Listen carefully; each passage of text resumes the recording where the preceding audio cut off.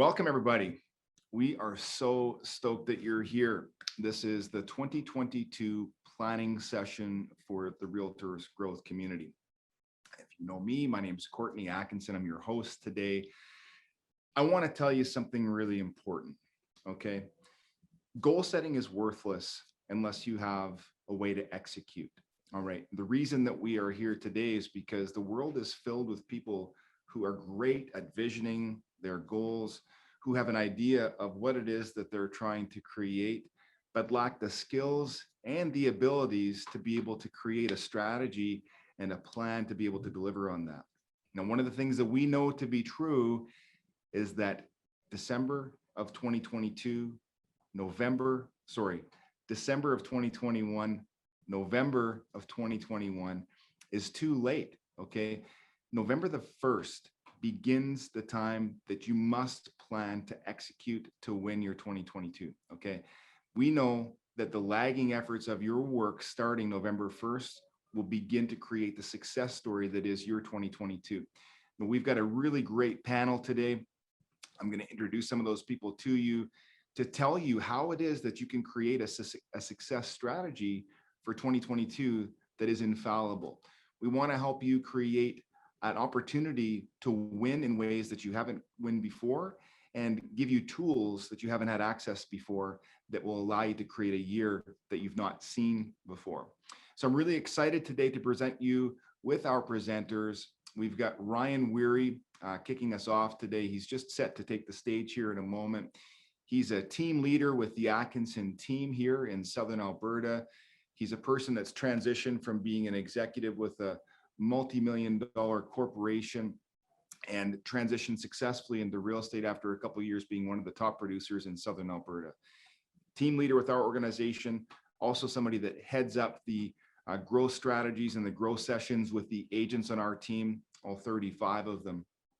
I'm really excited for you to learn from Ryan. I'm going to be stepping in after that. I'll be with you for about a half an hour as well. I'm going to go through that tool that you hopefully received and work through each of the tabs with you to create a strategy for you to win. Now, quick sub note, if you don't yet have that Google Sheets document, please go ahead, just message us. We'll go ahead and post it into the chat. You'll need that when I'm chatting with you, but don't let that be a distraction while you're listening to Ryan. He's got some really good things to go with you.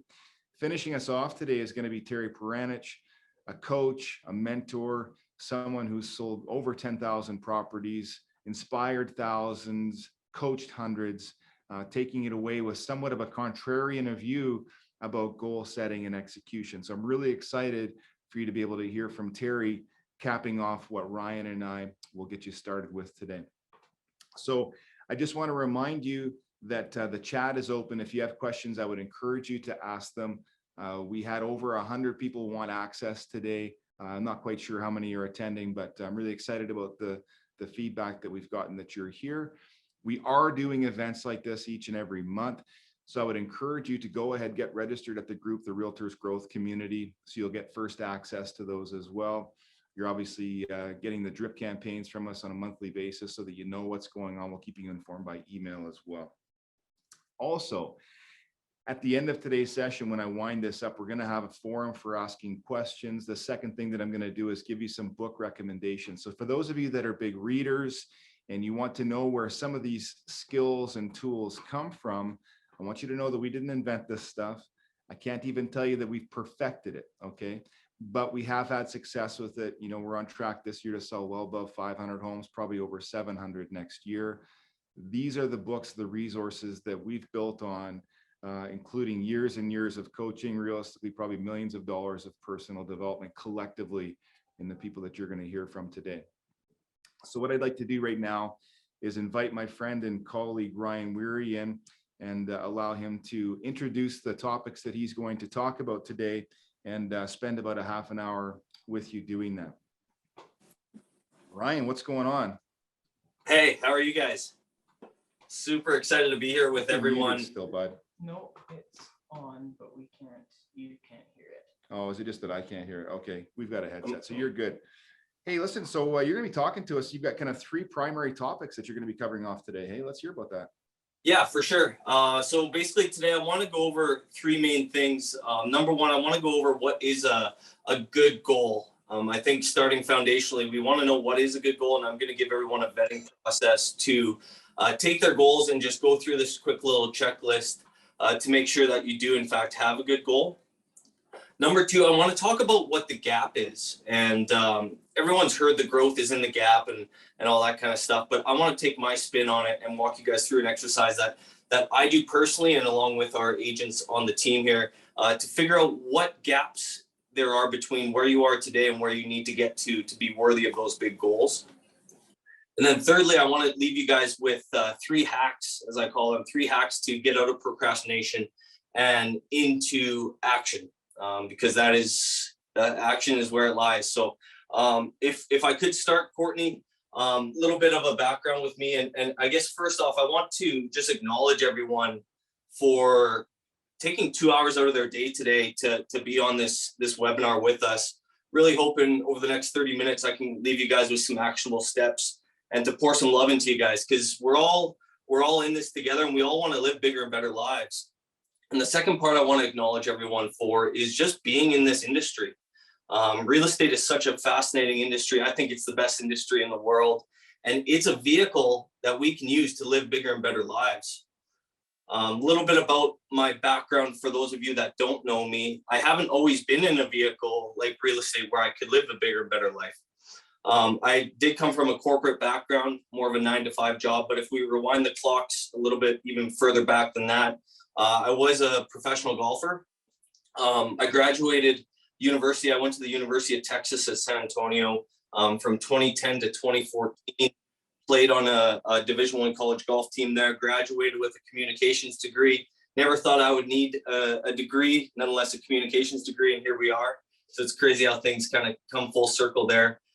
In 2014, when I graduated, I thought, well, I'm good enough. I'm gonna try to play golf full time.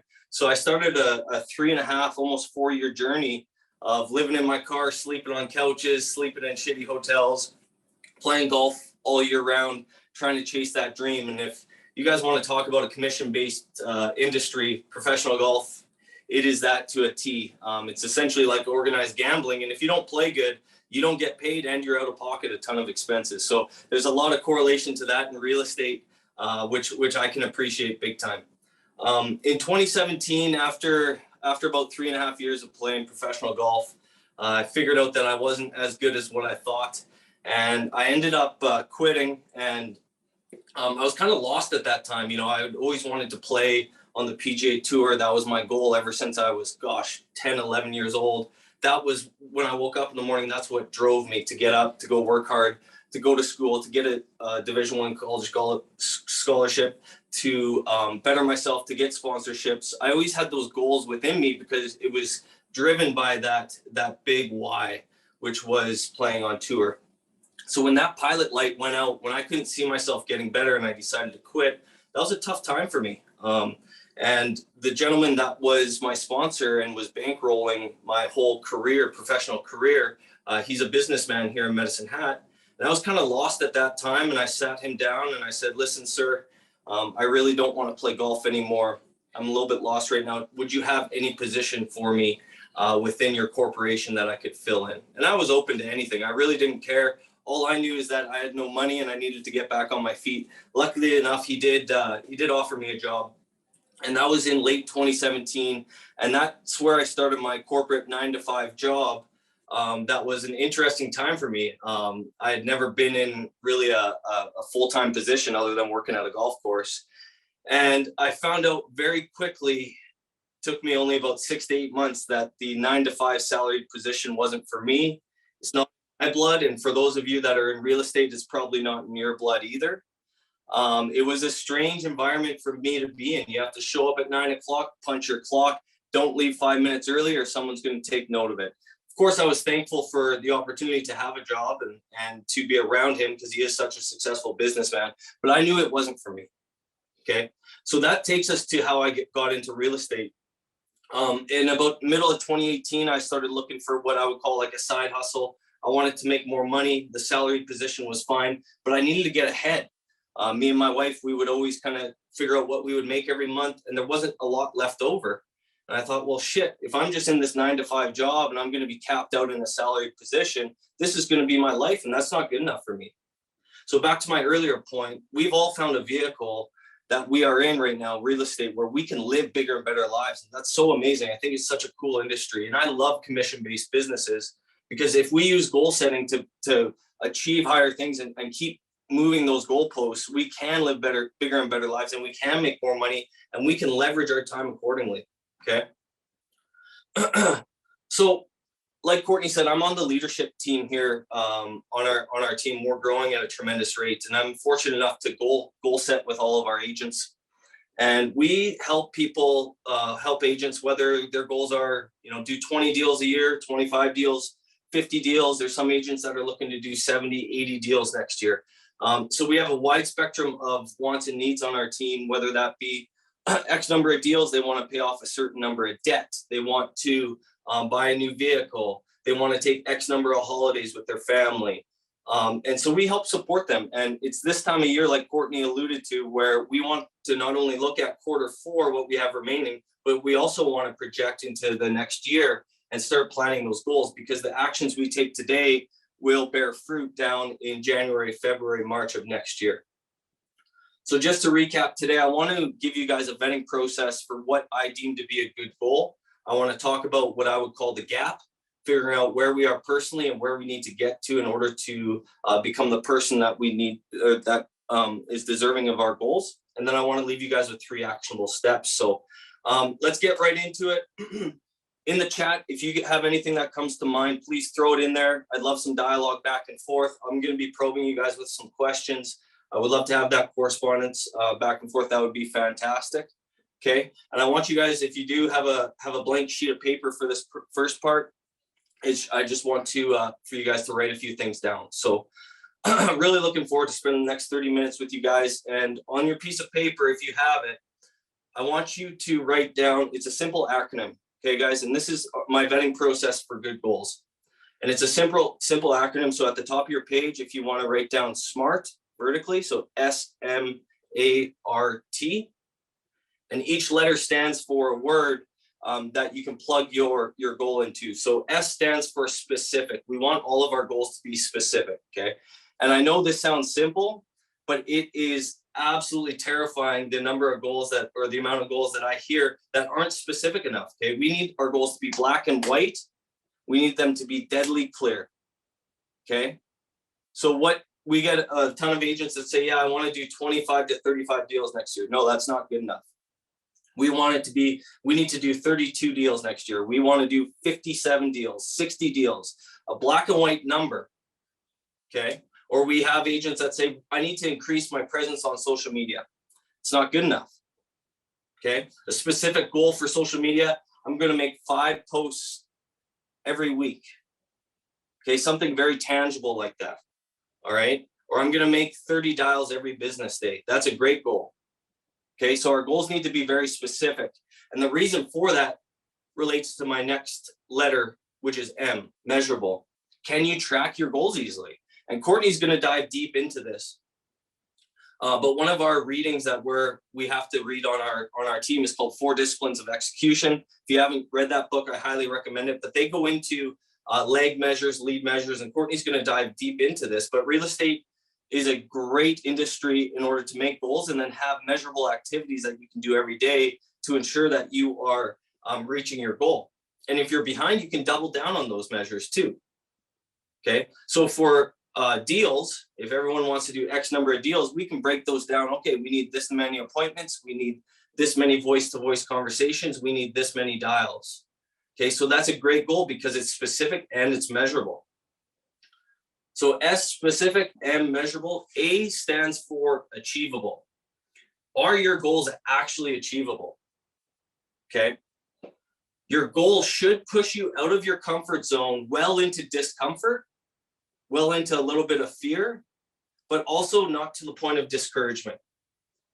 If we set our goals too far out into the future or way too high, and you look at that goal every day you wake up and you say, oh shit, I can't reach that. There's no way, that number is way too far fetched for me. That's when you've gone too far. So we want our goals to be achievable to the point where when you wake up in the morning, you think, I got to bust my ass to get there, but I can sure do it. And this is how I'm going to do it because it's specific and measurable. Okay. So there's a nice kind of threshold there where we want our goals to be out there. We want them to be higher than last year, but we don't want them to be too far fetched where people will get discouraged and give up on them too easily. So we have specific, measurable, achievable. R is relevant. Okay. So if you have more than one overarching goal, which a lot of us do, we want to do this many deals and we want to have this many vacations and we want to do this, or, you know, a lot of people have more than one goal. We want all those goals to be somewhat relevant to one another. Okay. Prime example of this is if we have a new agent on our team and says, hey, Ryan, I want to do 50 deals next year. I say, okay, great. You're going to have to bust your ass for that. And then his secondary goal is I want to spend 4 months in Thailand through the winter. Okay, those goals aren't relevant to one another. They don't mesh together. So you have to be aware if you do have more than one goal that they are relevant to your lifestyle and they all are relevant to your professional career and your personal career and vice versa. And the last letter T just stands for timed. Okay, very self-explanatory. Just like when we're writing offers out there, we need to have a time frame on our offers. Same thing with our goals. We need to have a time frame associated with it. For the context of this presentation, we're talking about 2022. Okay, so January 1st to December 31st, 12 months. That's a great amount of time to plan your goals in. And some people will have goals that extend 5 years, 10 years. But in real estate, it's nice to do annuals. Okay. And again, for context of this presentation, we're just talking about 2022. So when you guys are goal setting, take that acronym, that SMART acronym, plug your goals into that. If it checks the boxes of all those, you should have a pretty good goal and you have a good foundation to move forward with. Okay. So moving on to kind of my second part of my presentation today, I want to talk about what the gap is. All right. And I want to take you through a little bit of a visualization process. It does require you guys to be a little bit vulnerable. Okay. And for context to this, let's assume that we've established good goals. Okay. That's a non-starter. We need to have good goals. Okay. What I want you guys to do, I want you to picture yourself at the end of 2022 and you've achieved everything that you set out to do and possibly more. I hope that you crushed your goals even more than what you thought. Is that person the same person that's here today? Let me say that again. Visualize yourself at the end of 2022, your future self, as I will reference it to. Is your future self the same person that's here today on this call? The differences between your future self and you here today is what I would call the gap. The gap between who you should become in order to be worthy of your goals and who you are today is what I call the gap. Okay. So what does that person look like to you? How does that person speak? What lifestyle changes has that future self made in order to achieve their goals? What new relationships has that person cultivated in order to leverage themselves more appropriately to achieve those goals? What relationships have those people given up? How does that person, that future self, walk their buyers and sellers through the buying and selling process? How do they speak to their clients? What processes, what systems have they implemented to make their lives easier? What are those gaps that you need to make in order to become a person worthy of your goals? Got a good example for you guys. And I'm sure a lot of you people have watched, it's called The Last Dance on Netflix. It's a fantastic documentary about Michael Jordan. And I'm not even a basketball fan, but I love greatness and I love researching the greatest of all times. And MJ is no doubt the GOAT of basketball. And there's a really cool part in this documentary where they talk about when MJ came into the league with the Chicago Bulls. They kept running into, and this was in the late 80s, early 90s, they kept running into the Detroit Pistons in the postseason year after year after year. And the Pistons created what we call the Jordan rules, meaning that if they did X, Y, and Z to shut down Michael Jordan, they knew that they would beat the Bulls and move on. Okay. So the Bulls and MJ kept running into the Pistons. They lost 3 years straight to the Pistons in the playoffs. Okay. So what did MJ do? MJ didn't blame his coach. He didn't blame his teammates. He didn't blame the plays that they were running. He didn't blame it on, the fans or the systems or the general manager. He said, hey, this is my team. This is on me, guys. And this is what I'm going to do so we can get better and get past the Pistons. So he engaged Tim Grover, Tim Grover is a fitness expert. He worked with MJ through that offseason. He packed on 15 pounds of muscle. Not only did he pack that on, he kept the 15 pounds on through the 82-game season the next year, which is incredibly hard to do with travel, the cardio, everything associated with playing that season. He started working out on game days. Everyone thought he was nuts. That was unheard of back in the early 90s. Absolutely unheard of. He identified with himself, in order to beat the Pistons, I need to do this. I need to become more physical. I got to pack on this weight. And this is on me, guys, and we're going to beat the Pistons.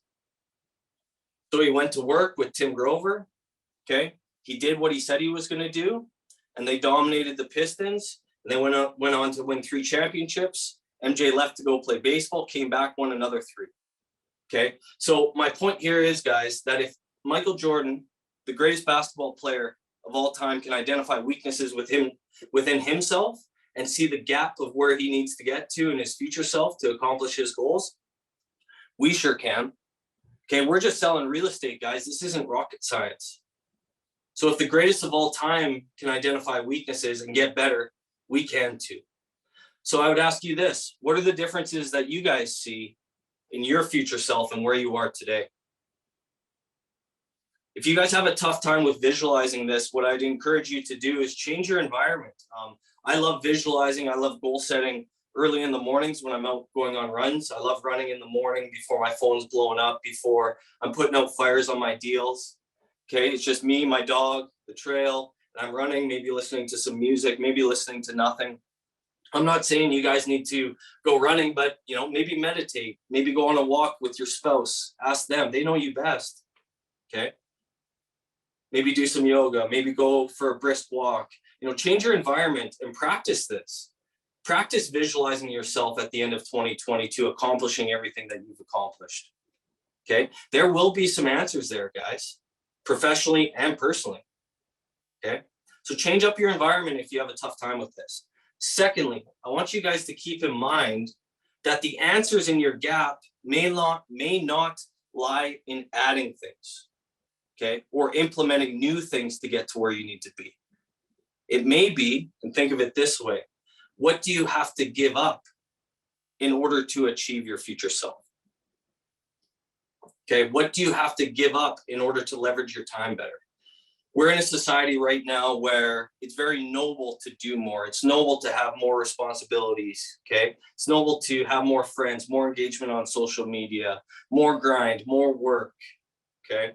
But if you really want to bridge the gap between where you are and your future self, try doing less. Try giving up things that no longer serve you, okay? I'm sure everyone's seen in person or maybe on TV, in Banff or Canmore or in winter destinations, they'll have ice sculptor competitions, okay, where artists will go and they'll start with a chunk of ice, be massive, and they will create an art out of this chunk of ice, okay, an ice sculptor. So what do the artists do? They don't add stuff on. They chisel pieces out, they blow other pieces out, they shave out areas, okay, they dwindle down this chunk of ice into an art form, which is their version of their win. Okay, their end result. So think of yourself that way. What can you give up? Okay, what has your future self given up in order for you to achieve your goals? For high performers out there that want to do 40, 50 plus deals, what tasks can you delegate? What tasks can you stop doing in order to leverage your time more appropriately into prospecting, following up, negotiating, meeting with clients? Okay, I know for myself, my future self at the end of 2022, the main differences that I see is that my referral business, my SOI business, is on point. I've followed up with my past clients over 15 times. Okay, I've gotten 30 deals from my sphere. I am explaining very complex situations to my clients with sale of home conditions, okay? Or whether it be weird financing situations, all these complex situations that we run into in real estate, I'm explaining them with insanely distinct terminology to a point where they can make sense of it. Okay. My future self owns more than 10 doors of real estate. I continue to prospect during busy times because in the last few years when spring hits, I've stopped prospecting and that's hurt my business in Q3. I delegate tasks that no longer serve me, the mundane things of real estate. I don't answer my texts, my phone calls immediately. Okay. Not every single text you get are fire. So I'd ask you this for people that want to do more than 40 deals, what task can you give up? If you want to do more than 50 deals, you better not be measuring properties. You better not be taking your own photos. Okay. You better not be setting up all your showings. You're going to go nuts. You better not be getting all your feedback. Okay. Delegate that stuff in order to leverage your time more appropriately so you can be doing those revenue producing tasks. Okay. So letting go of things may be the answer between where you are today and where you need to get to. So that's, in short, my gap is envisioning your future self and figuring out what that person has done in order to get those goals. Okay. Transitioning into my last part of my presentation here, guys. And we're going to assume that we have really solid goals. We've identified our gap. We've identified where we need to get to. Okay. Those changes we need to make personally and professionally. And now it's time to go into action. Okay. So on your piece of paper, if you still have it with you, I want you to write down anywhere on there. You don't need a ton of space. Just write down number 1. Below that, I want you to write down number 1. And below that, I want you to write down number 1. Why are they all labeled number 1? Because they're all equally important and they all work together. This strategy that I'm about to give you is going to make you guys super uncomfortable. It makes me uncomfortable even talking about it. Makes me even more uncomfortable implementing. Okay, but it does work. So in that first number 1, I want you guys to write down accountability. Okay, and this is set up so that you guys will get out of procrastination and into action by following these 3 steps. So number 1, accountability. We all know what accountability means. It's an overused term. Okay, but a quote from one of our team mentors, we have training with him, John Cheplack. Everyone knows that name in real estate. He says, champions move towards accountability. And that quote couldn't be more true, guys. So who's holding you accountable? Different people need different types of accountability as well. Not everyone reacts to the same amount or same type of accountability the same way. Okay, so who's in your corner? Who can you go to as an accountability partner and say, hey, this is what I'm doing. I want to move into action. I need your help to do this. Okay. So prime example here, guys. I'm going to give you an example of my accountability partner. And Courtney is one of my accountability partners that I lean on during my tough times in my life. Okay. So this was back in March of this year. I was still working my 9-to-5 job. Okay. So this is coming off of 2020 where I did over 45 deals. My plate was pretty full. I had bigger goals for 2021. And we all know what happened in March. Every industry or every market in Canada exploded, especially in Medicine Hat. Okay. Everyone was running crazy. Everyone was doing deals, making money. And I'm trying to juggle a million balls in the air at the same time, keeping my corporate 9-to-5, hustling real estate on the weekends during lunch hours when I had migraines and had to leave the office. Okay. It was getting very overwhelming. And I'll never forget this. One day in early March, I was out during my lunch hour showing some buyers some houses. And I get a call from my boss. He says, Ryan, where the hell are you? My iPad's not working. And for those of you that know my ex-boss, it's him to a T. One of my main jobs was facilitating his life and making it easier because he is a little bit older and has a little bit of a curve issue with IT. So it was a big issue. So I had to tell my buyers, listen, guys, there's an emergency. Thankfully, they understood. I could have lost those buyers, by the way. That could have been a crash deal for me. But they understood. I had to rip across town, go back to my office job, fix the situation. I called Courtney up and I said, Courtney, this is what happened. I'm so frustrated. My plate's so full. Let's be honest. It was just a bitch fest. That's what I was giving him. And I was basically vetting all my issues or my insecurities to him. And Courtney didn't respond to me with what I wanted. Okay, he responded with what I needed at that time. He said, Ryan, you're too comfortable, man. There's no way you can live the life you want if you're going to keep that job. You know it, I know it, and it's time for you to do something. You need to back yourself into a corner to a point where you have no other option but to succeed in real estate. And I was so mad. I was pissed that he said that. I knew it deep down, but he's just the one that needed to give me the little nudge in order for me to get into action. So what did I do? That afternoon, I went into my corporate job, sat down with my boss. I said, sir, thank you so much. You've been nothing but gracious to me. I'm forever indebted to you. But for now, like, I gotta quit and I gotta go into real estate full time. So I went immediately into action. I was scared shitless. But now looking back, I should have done that a year ago, guys. Every big decision that I've made in my life, I should have done 12 months prior to that. I was too busy worried about a salary. I was too busy worried about a base pay that I couldn't let go of it and look at where I was heading, look at the potential I had in front of me, look at my future self and see all that he had, knowing that I just had to give up this little base salary in order to get there.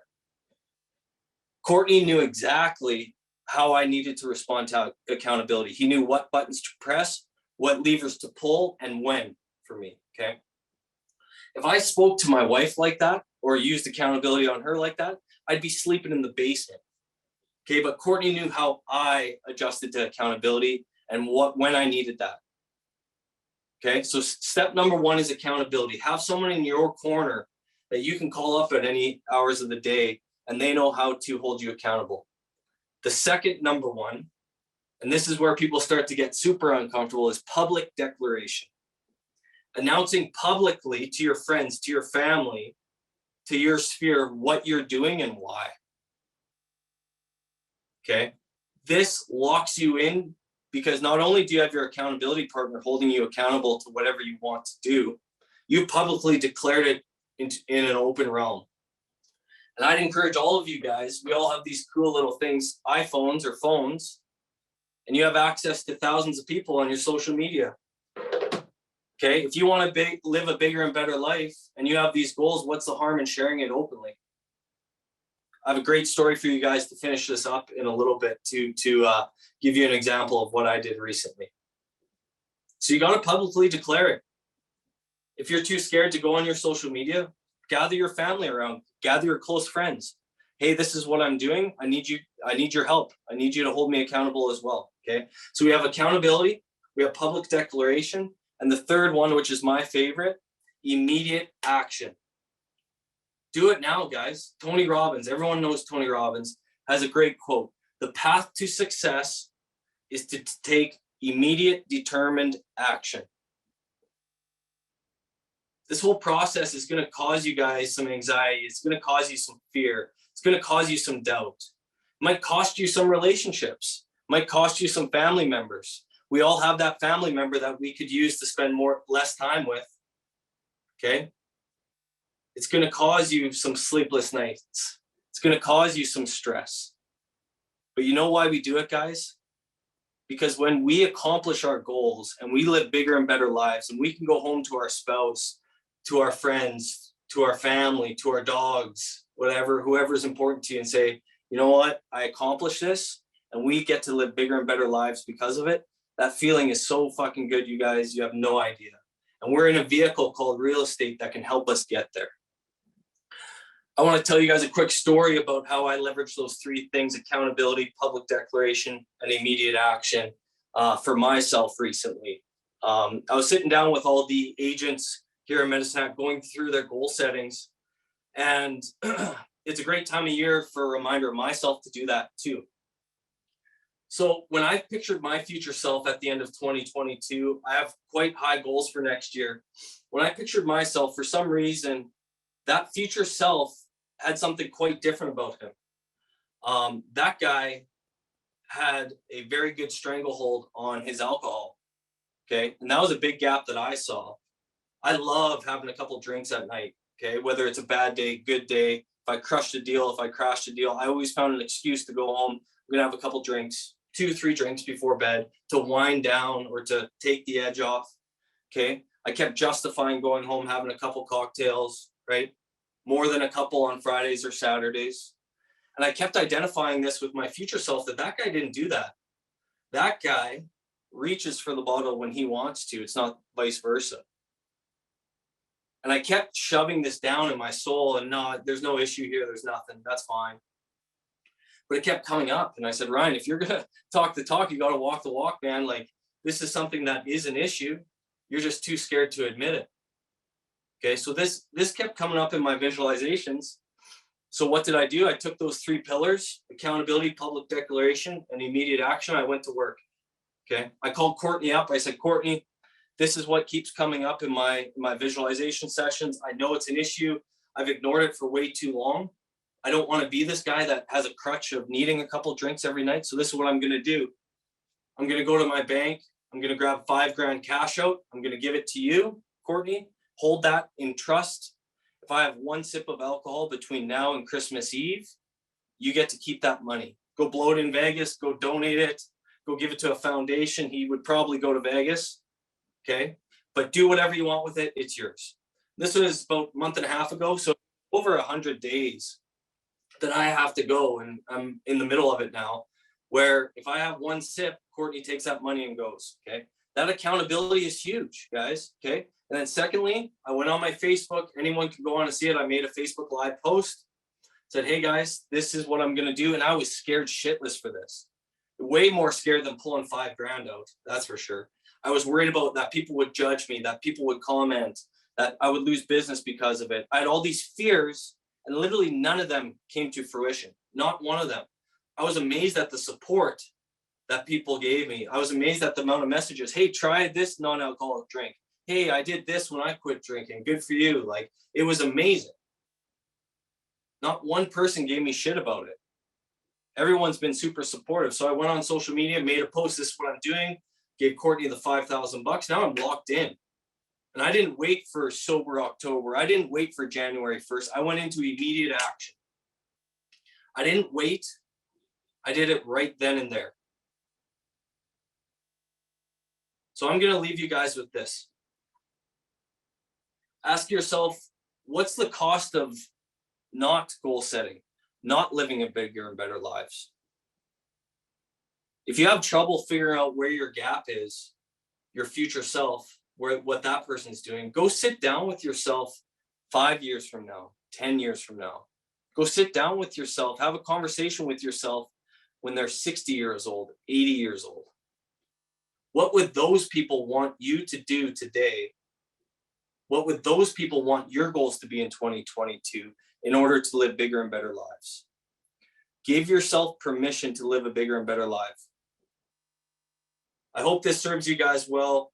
Look forward to hearing your dialogue back and forth. Hit me up on social media. I'd love to hear your goals. If I can be of help, be an accountability partner in any way, I would love that. You guys take good care.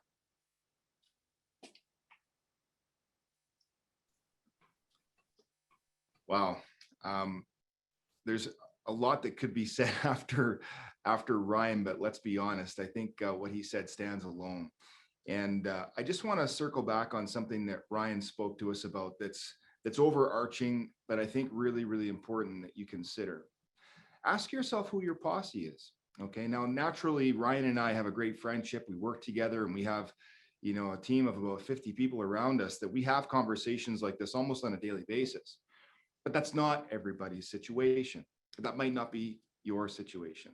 Now, I'm privileged enough to be in a personal relationship, as is Ryan, where we can have these types of conversations at home. We can be comfortable in them. We can get the support that we need at home. We can come to work and get the support that we need from our team. That might not be your scenario. What I would encourage you to do is start using this language, the language that you've heard Ryan use, those action items that you've heard Ryan use. Begin communicating those with your friends, begin communicating like that on social media, and watch a flurry of people show up in support of this new version of yourself that you're creating. This version of yourself that's required to accomplish these goals at the end of 2022, or in 5 years, or in 10 years, or by your 80th birthday, like Ryan said. It's not enough for us to look internally, okay? We need the support of the community. We need a strong posse. And if you don't have that right now, all you have to do is just change the way that you communicate. Ask for that support. I can promise you this, it will show up. It's showing up for me. Ryan's a huge supporter of me. He's one of the people that I go to when I have goals. I am one of the folks that he goes to as well. I'm still holding that $5,000. I'll tell you a funny story about that. I was just going to keep the cash in my pocket, feel like a baller for a few months, walking around with $5,000. My other accountability partner in my life, my wife, took that money and put it in the bank. Okay. So isn't it great that I have these two people in my life that want me to hold them accountable and now are holding me accountable? Just a funny example. Okay. I want to say thanks to Ryan for sharing his insights. We'd love to connect with you. Ryan's one of the moderators of the Realtors Growth Community Facebook group. That's a private group. If you need mentors, if you need support, if you need coaching, if you need accountability, that's a great place to start. It's an environment where we don't talk about brokerages. We just talk about helping one another live bigger lives using real estate sales, real estate investing, improving oneself as an environment for doing that. So Ryan, thank you so much for your insights. That was absolutely incredible. Now it's my turn to chat with you a little bit today. Now I've got a tool that I'm going to go through with you. Please, if you do not have the Google Sheets document, just go ahead, send us a message right now. We'll get it sent out to you right away. We'll post the link in the chat so that you can open that up. I'm going to begin working through that with you in a moment. Before I do that, I know many of you don't know who I am. I want to share with you a bit of background like Ryan did about how I got here and what we're up to. So my name's Courtney. I'm the CEO of the Atkinson team at eXp Realty. We operate in Southern Alberta, which is a vast, vast region. Okay. So there's, a couple 100,000 people here over about 75,000 square kilometers. We run a market that's pretty well all the way from Clarisholm to the US border, from British Columbia to Saskatchewan. Okay. We have about 35 agents on our team. We have a tremendous boot camp program that can bring people from outside of the real estate business into the real estate business and have them producing at a high level within a very short period of time. We've had a track record of doing that for over 5 years now. Ryan came into that process and he's absolutely crushing it. And my story is that I got into real estate about 13 years ago when the markets were terrible, and kind of began the slide of a buyer's market that lasted about 10 years in Alberta, maybe even 11 years. And I didn't have mentorship. I didn't have support. I didn't have a lot of the things that I needed to be successful at a very early stage. I grinded and I made it work, and I replaced my income in fairly short order, but I could have done much better with the tools and resources that we make available through the Realtors Growth Community or through sessions like this. And so one of my greatest privileges these days is to be able to give away free information through the Realtors Growth Community to my team and to help them live big lives. And so I hope that at the end of today, you feel like you've got some actionable items and some tools that you didn't have before that can take you ahead of where you might be today. And they can make 2022 your best year, okay? Regardless of what happens in the market. One of the last things that we want for the people in our lives, the agents that we serve, is for them to be victims or for them to depend on what the market delivers to them to determine what their life or their year looks like. We don't want that for you. We don't want that for any members of our team either. So these tools that we're giving you will allow you to determine what actions are required of you on a daily, weekly, and monthly basis so that you can reach those goals that Ryan was working with you on helping establish. Now, when we do goal setting on our team, okay, there's lots of things that we want to be conscious of, right? Naturally, it all comes back as far as this goal setting session goes to what a financial goal is, and we relate that to a transaction goal, right? Here's what I want you to do. Think a little bit bigger. Think about why you want that money. What is it that that money will allow you to do that you can't do today? Who would you be with that money, with those transactions? What would you do differently? Would you give more money to your church? Would you save more money for your children? Would you retire a few years earlier? I want you to begin connecting to what it is very specifically, like Ryan said, that these goals will help you accomplish, okay? It's important that you document these things. It's important that you stay connected to them. Now, my practice is to stay connected to these things on a daily basis, okay? Now, I'm not advocating for this. I have young children. My agreement with my wife is that I'm at home at 7 o'clock in the morning so that I can get the kids ready and take them to school for about 10 after 8. That requires me to get up about 4:30, go downstairs, review my goals after having a liter of green juice, go through and document my affirmations, make my plan for the 3 things that I'm going to win on this particular day to move the needle on my goals for the year. Then I go and do my exercise, 30 minutes of cardio, 45 minutes of lifting, and I'm home by 7 o'clock. Now, I hope to goodness that you don't have to do that. In a future life, I'm going to be sleeping until 9. Right now, 4 o'clock's my reality. But the point is this: I know what my goals are. I review them daily, and I move the needle on them with 3 action items. And Terry Paranych, who's coming up next, is going to speak to you about the strategy that he uses. Frankly, I like his better. He's got a lot of really wonderful things to say. So please stick around for Terry. He's coming up just after me, a guy that sold 10,000 plus properties in his career. He's been the #1 agent on the planet, okay, on earth with REMAX, someone who's got multiple tens of millions of dollars in net worth, hundreds of real estate doors. He's been at this 30 plus years, and we can't wait to hear from him. So moving forward, I want to open up my spreadsheet and talk you through some of the details, okay? First thing I need you to recognize, okay, is that your 2022 is starting right away. Here we are at the end of October. It's October the 27th today. November the 1st is really day 1 of 2022.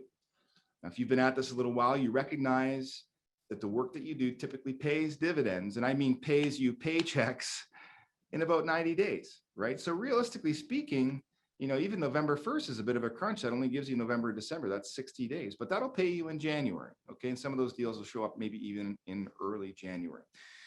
So what I intend to do is walk you through this process that's going to help you make an actionable plan to execute so that you know exactly what is required of you each and every day of each and every month from now through to the end of 2022. At the end on tab 4, you'll have a tool that you can build out this week, this weekend, so that by November the 1st, you will know exactly what needs to be done each day of 2022 up to and including November and December of 2021, okay?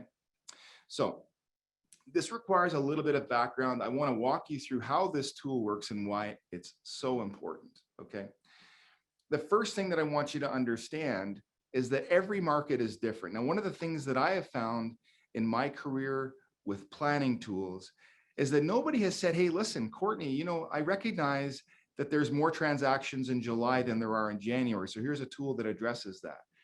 Everybody says, well, listen, I want to do 12 or 24 deals a year. I've either got to do a deal or 2 deals a month. And I'm like, well, that works great in a market where the same number of deals show up in every single month. But no matter where I do my research, I can't find a market like that.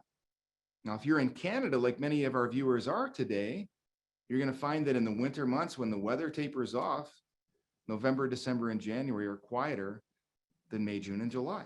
Stands to reason, right? So what I did was I built out a tool that would help me and my team, and now you, build a strategy for success that recognizes that not each and every month throughout the year is the same, okay?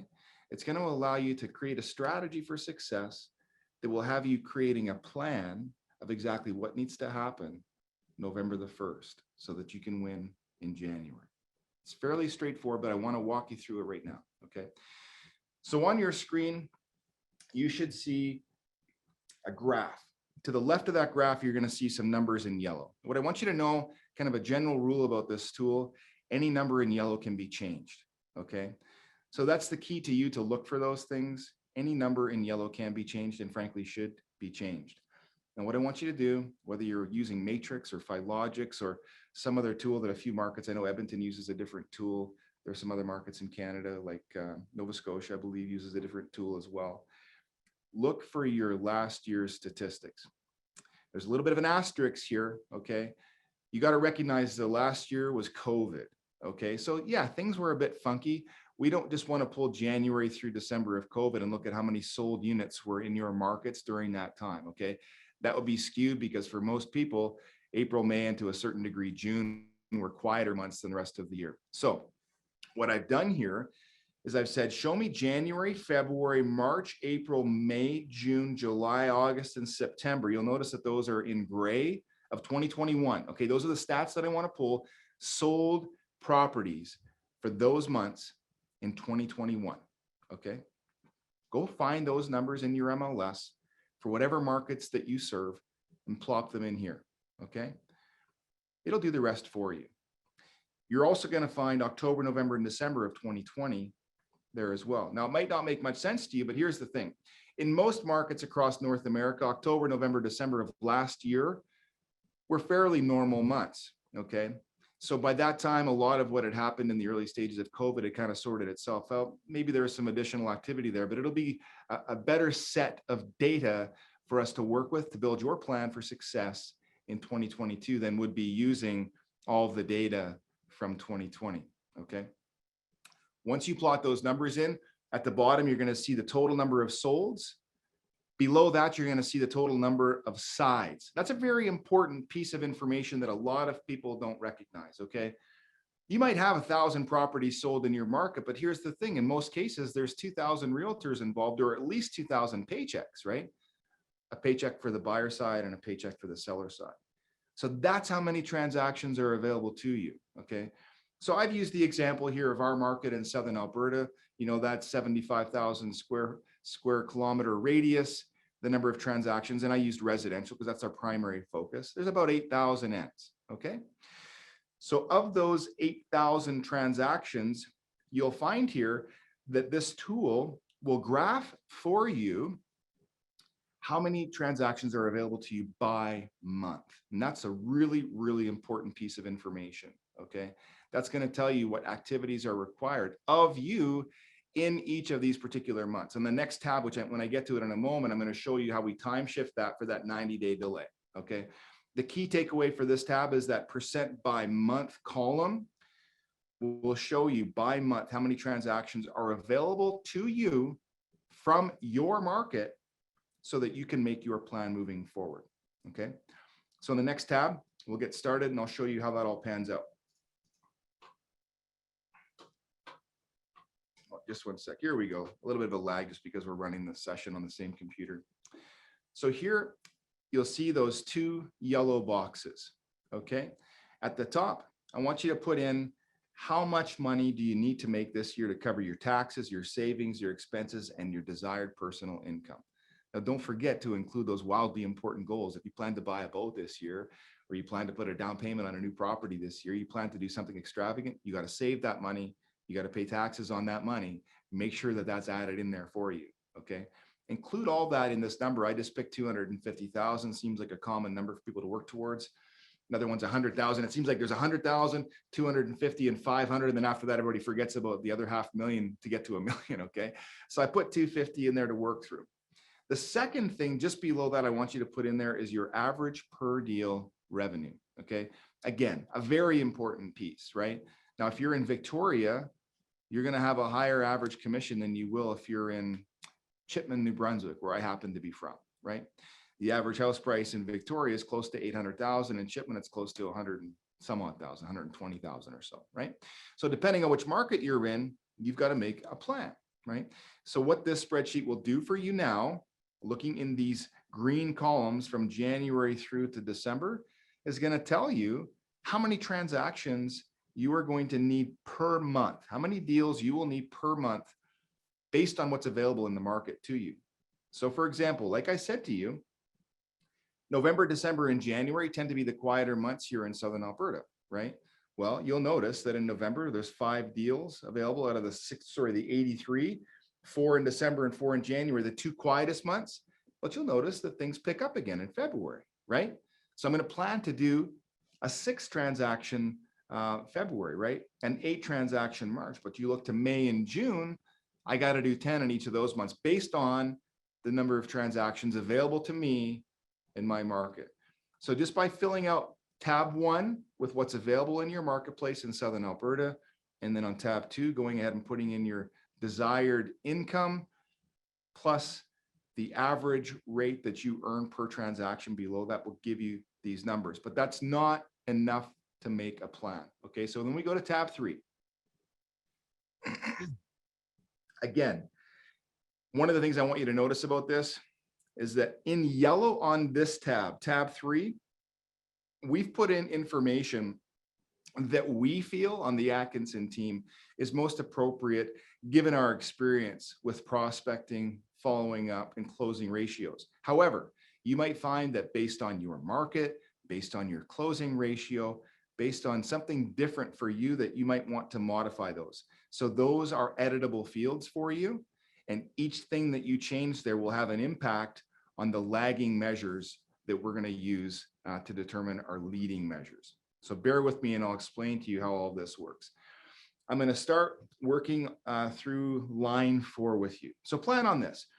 4 is the number of weeks in a month that you will work if you take 4 weeks holidays per year, right? Now, typically there's 4.33 weeks per month, right? Take the 0.33, multiply that by 12. That's going to give you about 4 weeks off per year. And frankly, if you're going to survive in real estate in a long period of time, I think you ought to be taking 4 weeks off per year. It's really not that much. My goal is to take much more time than that these days. And I would encourage you to do that as well. There's so many hours required, particularly when it's busy, it's easy to burn out. The line 5, 15% of your attempted dials to call someone will result in a good telephone conversation about real estate. Now you got to remember that that's an average that you might find for a cold call, a warm call, or even a sphere of influence type deal. Okay, that's just kind of an across the board average. 15% of your attempted dials to call someone will result in a good telephone conversation about real estate. Line 6, 12.5% of your good telephone conversation. So that's again a percentage of the above, a percentage of that 15 of those good conversations about real estate will result in a met appointment. Now here, I got to say this is very important. It's a missing piece for a lot of realtors.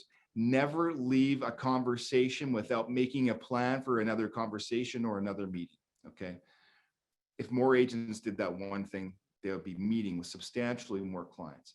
Don't walk away from a client without making a plan to speak to them again or meet them again, okay? So 12.5% of those good telephone conversations about real estate result in a met appointment. And I can't sell real estate unless I meet somebody. I have to be face-to-face with them, okay? And that's what that percentage is. Finally, on line 7, 33% of your met appointments with buyers and sellers will result in a paycheck, okay? Of the people that I meet, of the people that I sign up, of the people that I either list or begin working with as a buyer's rep, 33% of them will result in an actual paycheck. Now, again, don't forget, some of you might have higher ratios, some of you might have lower. If you don't know them just yet, go ahead and use these ones. Keep track of them using the tool that I'm going to go through with you in a moment, and then modify them over time. You'll always have access to this tool. It's not going away. We're not going to change it. I would recommend that you go ahead and save it locally for you. Turn it into an XLS file if you prefer Excel. But this was an easier tool for us to share and doesn't require you to subscribe to the nonsense that Microsoft does right now. Now, below that, in that kind of pink colored fields, I want to share with you something really important. I'm going to talk about this after Mr. Paranych winds up. We're going to talk about our 2 books that we're going to be going through with you. And I'm going to go through a bit of a highlight with you about what this stuff means. For now, just bear with me. I'll explain it in simple terms. There are lead measures and there are lag measures. Okay. Simply put, a lead measure is this. I'll actually start with a lag measure. Say I want to lose 10 pounds. Okay. Now I know based on my research that a pound is 3,500 calories, right? I want to lose 10 pounds. That means I got to burn 35,000 calories. I got to have a 35,000 calorie deficit in order for me to accomplish that goal. Now I got to make a plan on when I'm going to burn those 35,000 calories or when I'm going to be in that deficit, right? Am I going to lose 10 pounds in a week? Probably not. I don't really eat 35,000 calories a week, so I'd be eating less than nothing. Not possible. But maybe over the span of 5 weeks, right, I can cut my calories by, say, 7,000 calories per week, and that'll put me in that deficit over time, right? So the leading measure is how much I'm cutting my calories on a daily basis or how much exercise I'm doing to burn those calories. That's another leading measure, right? We have to have those actionable items to determine what it is that we have to do today and tomorrow and the next day and throughout this period of time that we're measuring, so that when the lag measure shows up, maybe that's December 2022, I'll know how many properties I will have sold because I've been putting in this effort the entire time. You know, when it's too late to measure those things, to measure those lag measures, that month or 2 months ahead or 3 months ahead, by that time it's way too late. We need these leading measures to make a plan for success so that on a daily basis, we can know exactly what's required. Okay. And I'm going to talk you through that in a moment. So one of the lead measures, goal dials. Okay. Now listen, I don't like calling, Courtney. I don't like texting. I don't like using social media. I don't like using email. hey, listen, see you later. This is me taking market share from you. Okay. I'm just being straight with you. My job here today is not to be nice to you and pat you on the back for doing what you're doing. It's to challenge your thinking and to give you tools for success in 2022. And like Ryan said, if you're not making changes to be different in 2022, and you're not willing to give some things up, including thoughts or mindsets around ideas or actions, you can expect very similar results. Or maybe you can expect similar results depending on what the market delivers to you. Here's what I would encourage you to do. Get comfortable with the phone. Get comfortable with talking to people. Get comfortable with prospecting. Get comfortable with following up. That voice-to-voice communication is the #1 predictor of success in real estate. Okay. The number of conversations that you are having with people about real estate is directly correlated to the number of real estate transactions that you will do. If you're not having those conversations, I can promise you, you're not getting those deals. Okay. So that's why it's a leading measure. This is the goal number of dials. Okay. Now this is built in, just these stats that we've given so far based on how many transactions available to us per month. Boom. We know based on conversion rates that I got to make about 306 dials per week in January for 4 weeks, right? In February, obviously that's higher. It keeps on going up until we get to April and May. Now you might ask, hey, Courtney, why does it peak in April and May? Why doesn't it peak in May and June? Well, the reason is because we know that there's a 90-day lag, right? So we've put that lag in here so that you'll actually see the least number of dials that you're making are October, November, because that's showing up in your January, February, right?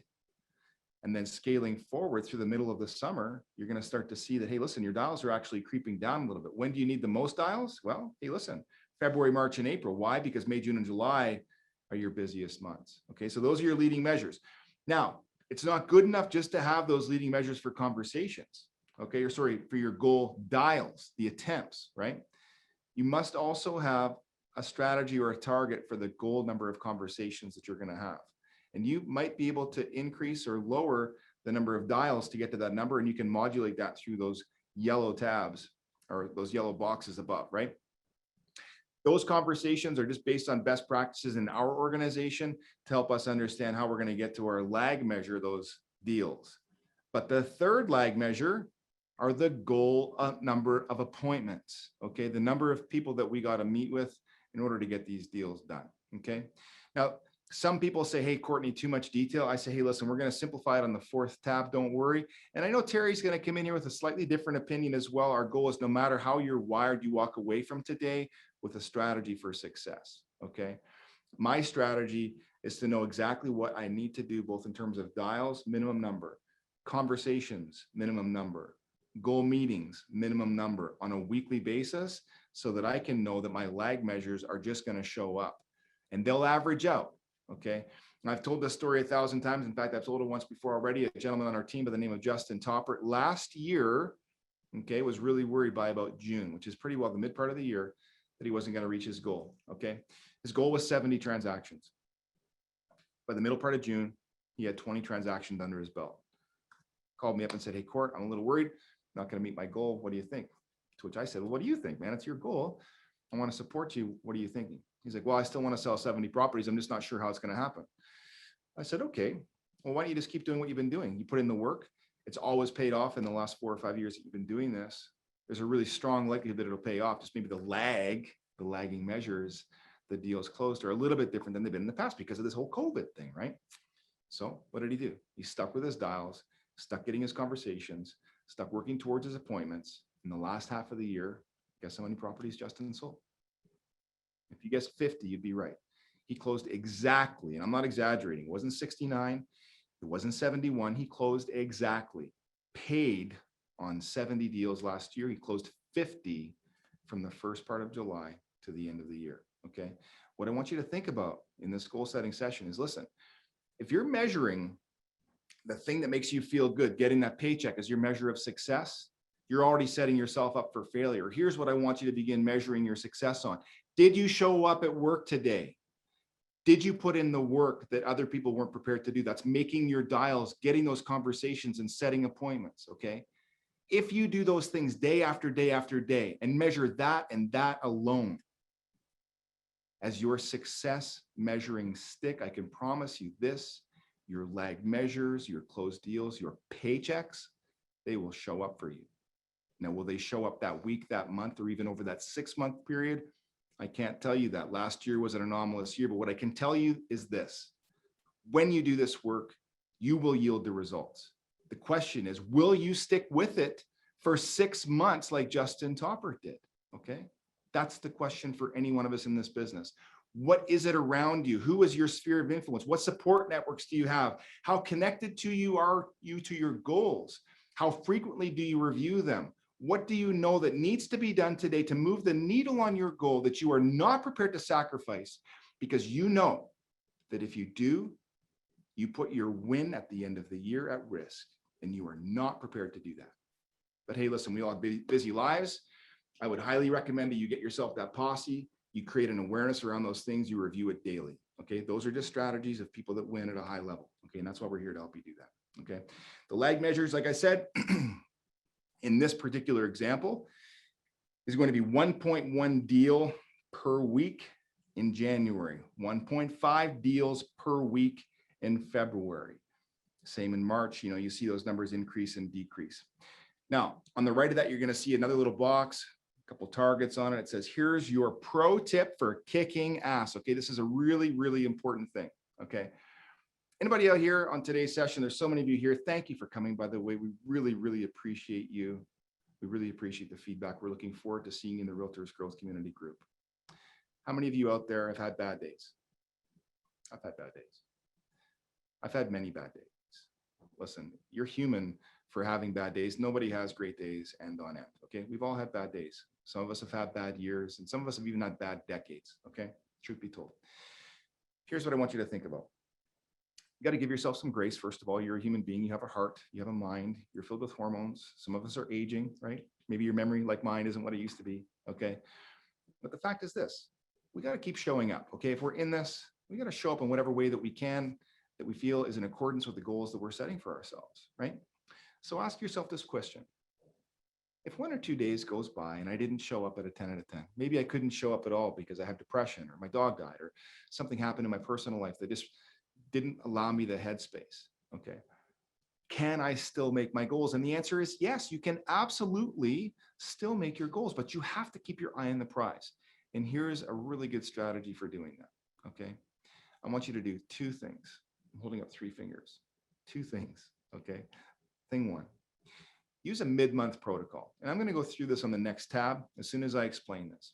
A mid-month protocol is where you measure where you're at. Have you met the minimum number of goal dials? Have you met the minimum number for goal conversations? Have you met the minimum number for goal mets by the middle of the month? Okay, listen, if you haven't done it by the 15th, give yourself some grace. Maybe it was a bad month, 2 weeks, okay? But here's the thing. You still have 2 weeks left to meet your goal. So now you can double down on those efforts and you can still stay on track for that big goal that you set for the end of the year, even if 2 weeks got away from you. Just going to hold yourself accountable to that. Now, if you're having a hard time holding yourself accountable, now you've got the Realtors Growth Community, guys like Ryan Weary, me, Terry Paranych, the group there to support you, your family, right? But you've got to declare these things to them so that they have this awareness, so that they know what you need. Okay, it's not good enough for you alone to know what you need. You need to communicate this, all right? Secondly, I want you to keep track of where you are at for the week. Are you halfway through your dials for the week by Wednesday? If not, you've got to know that, and you've got to double down for the remaining parts of the week. And yes, maybe you have to make some dials on Saturday or Sunday, okay? That's called the midweek protocol. So 2 tips, mid-month protocol, midweek protocol, communicate that, visualize that, be aware of that, check back on that, be aware of it daily when you wake up, know what it looks like when you're checking in to make your dials, doing your follow-ups, having those conversations. It never gets away from you, okay? So I want to share with you this final tab, and then we'll be just about on time to bring Terry in. This is a tool that you can print out, okay? I want you to print 12 of these out. At the top of each of these pages, it should be formatted to fit a full-size sheet of 8.5 by 11 paper. If it doesn't, you should be able to change it. If you have any trouble with that, please go ahead and message us on the Realtors Growth Community. We're going to go ahead and change that for you, fix it up, and make sure you get what you need from us, okay? This month, January, February through December, right? We're setting strategies and goals. You should also be doing it, frankly, for November and December of this year. So really 14 pages, right? Here's what you want to do. First thing, grab a yellow highlighter. And for each of those months, you can just look ahead and find the Wednesdays in your month, okay? So just put a little W beside the day. So those are the days 1 through 31. Okay, write the Wednesdays in there and then run a yellow highlighter across that row. Okay, so you know when to do your mid-month protocol. Okay, sorry, your midweek protocol. So that'll remind you where you have to be for your dials in that particular week, right? Now we've already highlighted the mid-month protocol because we know that's going to be on the 15th, right? That doesn't change. You just know when you pull your sheet of paper out, you're going to have this folder available to you throughout the year. Hey, listen, where am I at for this particular month? Do I need to double down now? You can go ahead with the information that you have on tabs 1, 2, and 3 and fill out the right-hand slash under each of those lead measures and lag measures. So again, you'll see the lead measure of goal dials, lead measure of goal conversations, lead measure of goal mets, and then you're going to see those lag measures of done deals. You'll notice how there's an underline and a slash. On the right side of the slash, I want you to write down your goal for that week, okay? So day 1, you're going to write in, say, 306, 306, 306, right? And you're going to cumulatively add those numbers each and every day that you make for that particular week, okay? Do not stop prospecting, setting up your goal appointments, or doing anything until you've met the minimum standard for each of those lead measures, okay? So the entire intent here is getting to the point where you know what percentages you're closing at. You might need more dials. You might need less dials.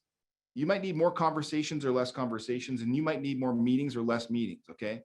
But you can go ahead and modify all this stuff over and over and over until you get it absolutely perfect, okay? I still recommend that you go ahead, fill your entire year out, because I know that a lot of people have a hard time reflecting back on this stuff. It's just easier to carry something with you on the year moving forward. Same thing on your deals at the end. That's your lag measure on that right-hand side of the slash, going in and writing in how many deals that you need to do in that particular month. You can also do it by week, whichever suits you best, so that you can see how you're measuring up. If you're meeting all of your lead measures and you're still not getting the results that you need, hey, maybe you need more coaching. Maybe you need some more support in how to structure your deals. Maybe too many of them are closing. Get support, ask questions, use the Realtor Growth Community Resource Center for that. Ryan, myself, and any number of other dozen or so people are going to be happy to support you for free. Okay, so use that resource if you're having a hard time with this tool. Okay, we're all very familiar with it. Okay, so I want to finish that there. Leave that tool with you, let you know to print it out and use it. Ask us questions if you have anything about that. Okay, the key thing is this, guys. You have to have a plan for success. Now, Terry's going to talk to you in a moment here. We're going to bring him in a minute or two and walk you through a strategy that he's used. And listen, I'm not going to argue with Terry's strategy. Mine's maybe a little bit more detailed than his. He slides from his goals into action very quickly. And he has a very specific daily strategy that's going to serve you at a super high level. And it's just maybe a little bit less detailed than this.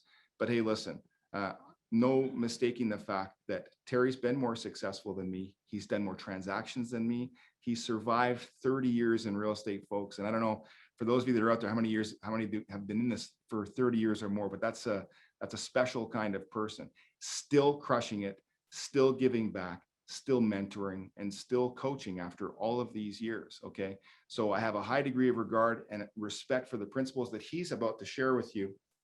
And so let's go ahead and bring Terry on now and allow him to take it away.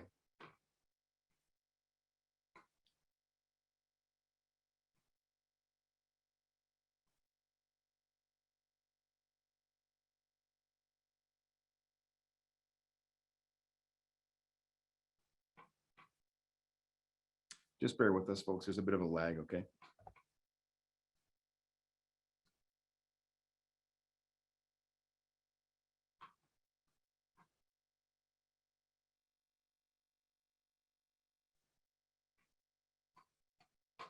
You know what we can do? Let's go ahead and talk about the books right now. So I'll just wait for Terry to come in, no trouble. Maybe they're having a bit of technical difficulty. I'm going to go ahead and talk about the two books now that that I was going to talk about at the end. Okay, because I spoke to them a moment ago in getting ready for my particular session and planning. There's two books that I think are really, really important, and I've highlighted the primary chapters in them. Okay, in no particular order, I want to start with the first one that is required reading on our team. It's called The Four Disciplines of Execution. Okay, now these leading and lag measures that I shared with you, that might be unique terminology for some of you. Maybe you haven't thought in those terms before, but I want to encourage you to think, hey, listen, a goal is worthless without an action plan, a strategy, a declaration, like Ryan Weary just said. Okay, this book goes a long way to helping you understand the concepts that are so important to moving that forward and helping you get in touch with what it is required on a daily, weekly, and yearly basis to moving towards those goals, establishing them, getting clarity on them, and even creating a tool for accountability so that you can declare them and be aware of them weekly. Okay. Now, this is something called the cadence of accountability. And I want to share with you just quickly before we bring Terry in, and I'll get to the second book towards the end. The cadence of accountability is, like we said, getting clear on your goals daily, declaring them weekly, and making sure that you're on top of them. Because, hey, listen, if more than a couple weeks, think of that mid-month protocol. If more than a couple weeks gets away from you, you won't have the ability to triple down or quadruple down. You just won't have enough time. The only option left at that point is to hope that the market favors you or to adjust your goal down. You have to have that cadence of accountability. You have to have that wildly important goal review session once a week. And I prefer it every morning so that I can stay in touch with what's required for me to succeed. So there's Terry. I see him now. Hey, Terry, what's going on, brother? So glad to see you here. Thanks for joining us today. Looks like your mic might not be on. I'm going to see if we can turn that on for you real quick. Yeah, they're just asking to unmute you. So looks like there's going to be a button pressed somewhere on your end, brother, to get you in.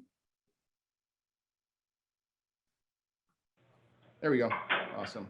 You hear me now? Yes, sir. Great. So how's everyone doing? Good? Great feedback. Doing phenomenal. We got some great feedback. Oh, great. Fantastic. Fantastic. So, Court, yeah, you just give me, I think more than anything, just give me, a guideline on a couple of things you'd like me to touch on, based on the discussions that you've had with the group this morning. Certainly feel free to trigger any thoughts or any questions that you may have of me to help share and give great value today to all the participants. As you know, I've been in this business for 30 years. So, having sold, almost 12,000 homes now, I've seen it all and done it all. So, feel free to, start this off how you like to start it off. As you know, I'm very uncommon. I do things very differently than most. So I'm going to, share some things today that may in fact be uncommon. As a matter of fact, they will be uncommon and perhaps even contradictory to maybe some of the things that the participants heard this morning. But I want to share with everybody that that's a good thing because that's what learning is all about. Hearing different perspectives from different people. And I know early in my career, one of the things that I set out to do was to find people who were successful already in the real estate business. And there were many, many pathways that I could have followed. Many, many people that I could have chosen as mentors. And I started to watch a lot of their, witness or watch their habitual behavior on a daily basis. And, I found that most of them, and almost probably 99% of real estate professionals, even going back to 1991, they were on what was called the real estate roller coaster, where you'd see their highs and you'd see their lows, but most of the time they would experience many more lows than they would highs in the real estate business. And that's something that I looked at, and I looked at very thoroughly because I thought to myself, this clearly cannot be that hard. I started to see people at that particular time, earning a six-figure income. And really, I kind of looked at them that, they were quite lazy. They weren't that committed. They were inconsistent. But yet somehow they were earning, and at that time, making $100,000 a year or more was a lot of money. So, I mean, my first year in real estate, I sold 66 homes, made $188,000, and was the rookie of the year in the Edmonton Real Estate Board. But, at that particular time, you see, everybody used to talk to me about the keys to success in any area of life starts with motivation. And, being a young guy in my early 20s at the time, and I'm 56 now, I was always, I think I would consider myself a highly motivated guy. But you can be motivated, and motivation can vanish in an instant. Your pattern can be interrupted in an instant. And so I started to really understand motivation is nothing more than a word. And it's actually garbage. Motivation's garbage. Because it all starts with action. Taking affirmative, definitive, and deliberate action on a task in order to complete it. And I understand that this session today is planning for 2022, and it's about goal setting. Well, the truth is I really don't set any goals. And so there's going to be some uncommon, maybe some uncharacteristic-like things that I'm going to say that may contradict, as I said earlier, some of the topics that were covered. Nobody's wrong, because every moment in your life is a true learning opportunity. And so the next little while that I get to share with you, I'm going to share my theories on goal setting, because I have a different term for it. I call it win setting. Because early in my career, I used to set goals.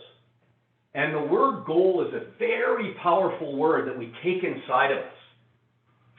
And let's be brutally fucking honest. How many times have we set goals to get fit, lose weight, eat better, drink less, make 25 outgoing calls today?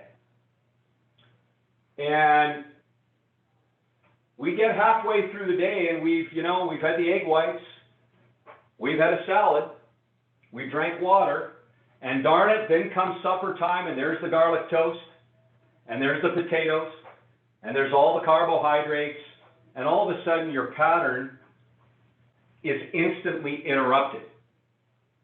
And you fall back into the same pattern and or habit. We are habitual creatures. But how do we form great habits? Well, it starts with a win. And I call it win setting. And I used to set goals that were often unrealistic. And I would set these goals, and I would write them down, and I would use affirmations, and I would, at that time, I would look at myself and in the mirror like I'm looking at you guys right now, and I would talk to myself, Terry, you are great. Terry, you're going to do this today. You're going to accomplish this today. And something ended up interrupting that pattern throughout that period of the morning, afternoon, or evening, and I would get off track. And so I started to realize when I went back, and I'm going to show you just a couple of reference points that I use right away. I'm very old school.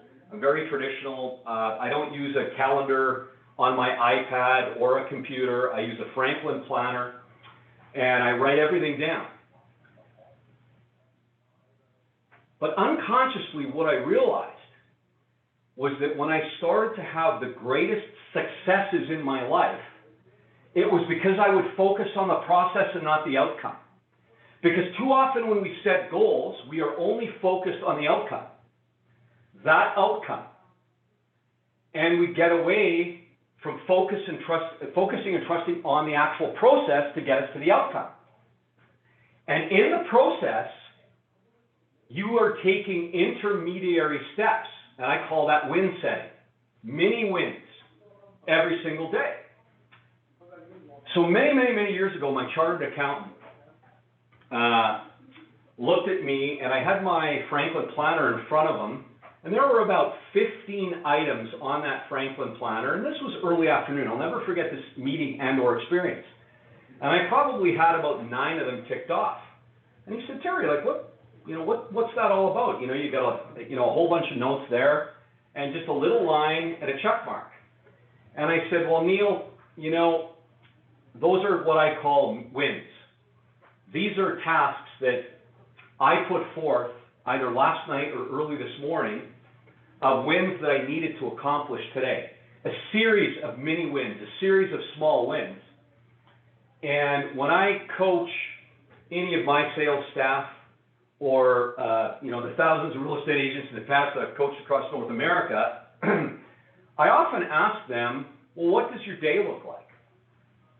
And most of them say, well, I don't know, I got to run here, I got to run there, I got to do this, I got to do that. And I said, well, do you have it deliberately and definitively written down that you can see it at a moment's notice?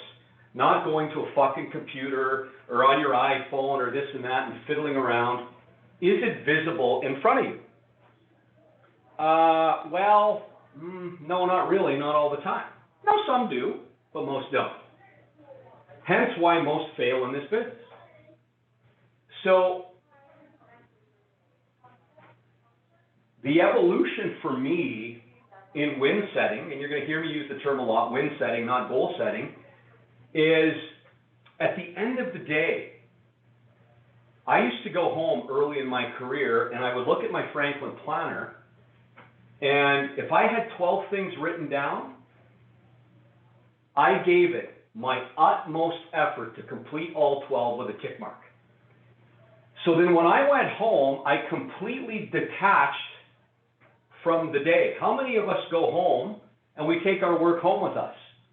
And we're angry to our partner, we're snapping on our partner, maybe snapping on our kids, because we're carrying stuff that we didn't complete. And now we're scrambling for more time. Well, if I didn't get something finished that day and it wasn't urgent, I would just carry that potential win to the next day, to the very top of my day, and I would get it done first thing in the morning. So now it just becomes a win the next day. But I also experienced going through unrealistic expectations, and or as the term we use, goals. Often we set unrealistic goals. So what we do is we actually plan to fail. But because we plan to fail, we actually fail to plan. And when I say failing to plan, it's because you put an unrealistic expectation on yourself. So the defining moments for me many years ago, and I became a multi-millionaire at 28 years old from selling and investing in real estate. And when I was in high school, I was a very good athlete. I played hockey. I played junior hockey. I played Major League Soccer, at that time Premier League Soccer, the highest soccer you could play in the province. And at that time, hockey wasn't a year-round sport. So I'd finish hockey and I'd play soccer. And I grew up in the east end of Edmonton, packing plant community just off Fort Road. My parents did not make any money. My mom worked at a nursing home. My dad did a lot of different odd jobs.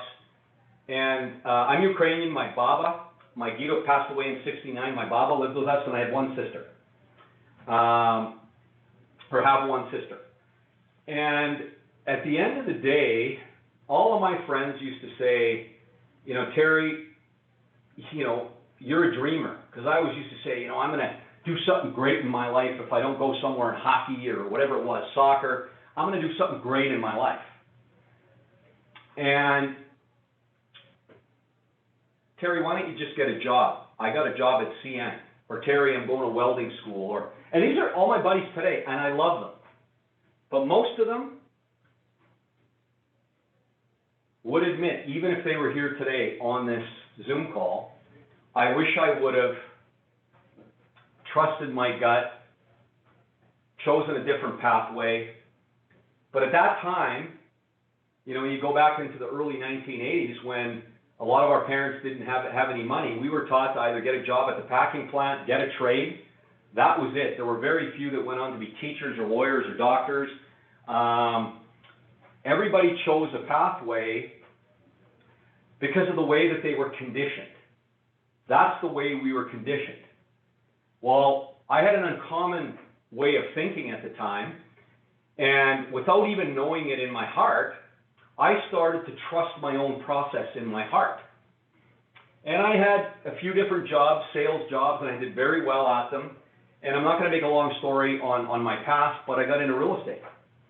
And I just knew if I could focus on a couple of key things every day and succeed at them, and then go home and relax, or go work out, or go play soccer, or maybe go play a men's league hockey game, whatever it might have been. And I didn't have too many at that time because I worked until usually 12 or 2 in the morning. I would be successful. But what this journey has taught me is that when I used to set goals and use, you know, goal setting forums or spreadsheets or whatever you want to call them, I have nothing against any of that. And I know it works for a lot of people. But what I found is that it put a lot of pressure on myself to try to achieve a lot of these, what I would deem to be, and this is my own personal experience, I'm sharing my personal story, unrealistic expectations. So when I created win setting, my goal was to eventually just have 5 wins a day.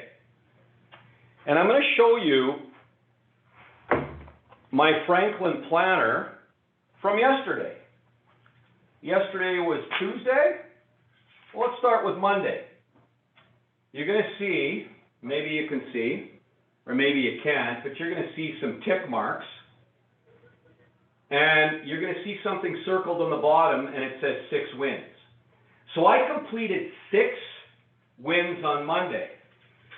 Tuesday, 1, 2, 3, 4, 5. And on the bottom, it's circled again, if you can see it. I hate these fucking Zoom things, so sorry for being so crass. I like to do everything in a public setting. It says 5 wins. So that's 11 wins in 2 days. Today I'll complete 5 or 6. I'm already at 4. So let me ask you this question. If you simply set out realistic expectations on a daily basis, and you wrote 5 things down, and no matter what, you're going to tick off those 5 wins today. Well, what's 5 times 5 if you did that Monday through Friday? That's 25 wins in a week. And maybe you take Sunday off, and your goal is to get 5 wins on Saturday. And a win is a listing appointment. A win is a buyer interview. A win is working on your business. A win for me was transferring a sum of money from one investment account to another.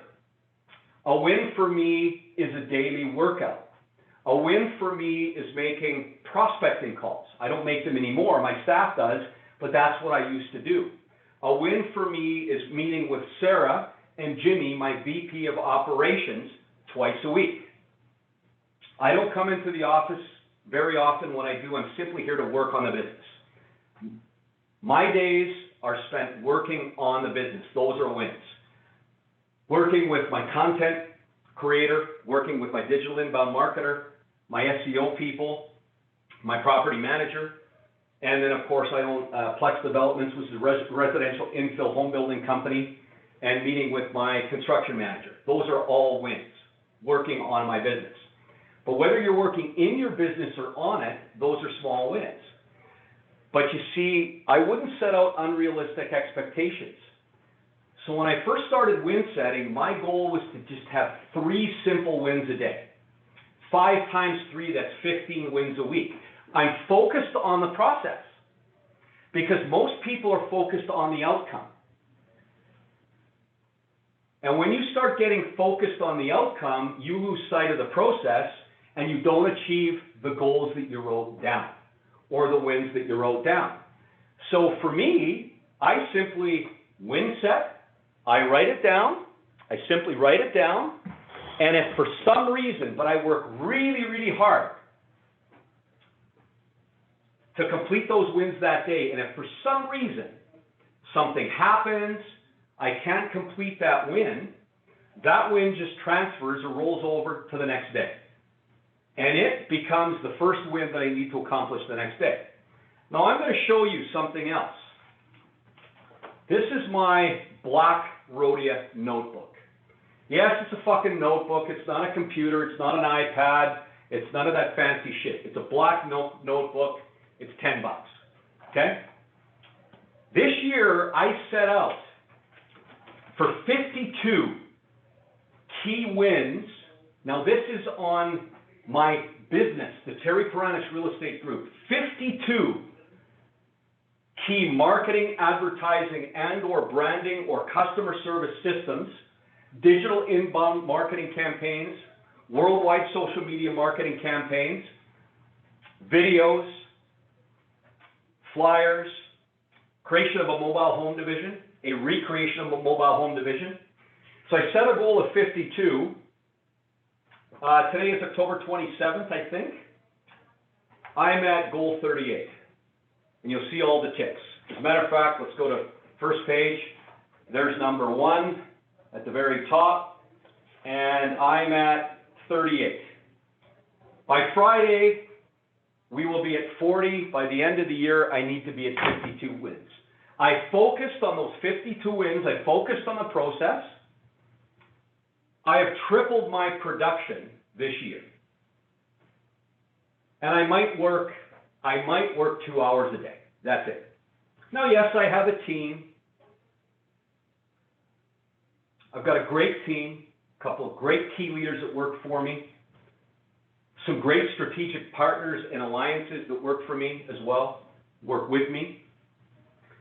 But you see, I just simply focus on win setting, small wins daily. And what I found for me, and this is my own uncommon or uncharacteristic approach,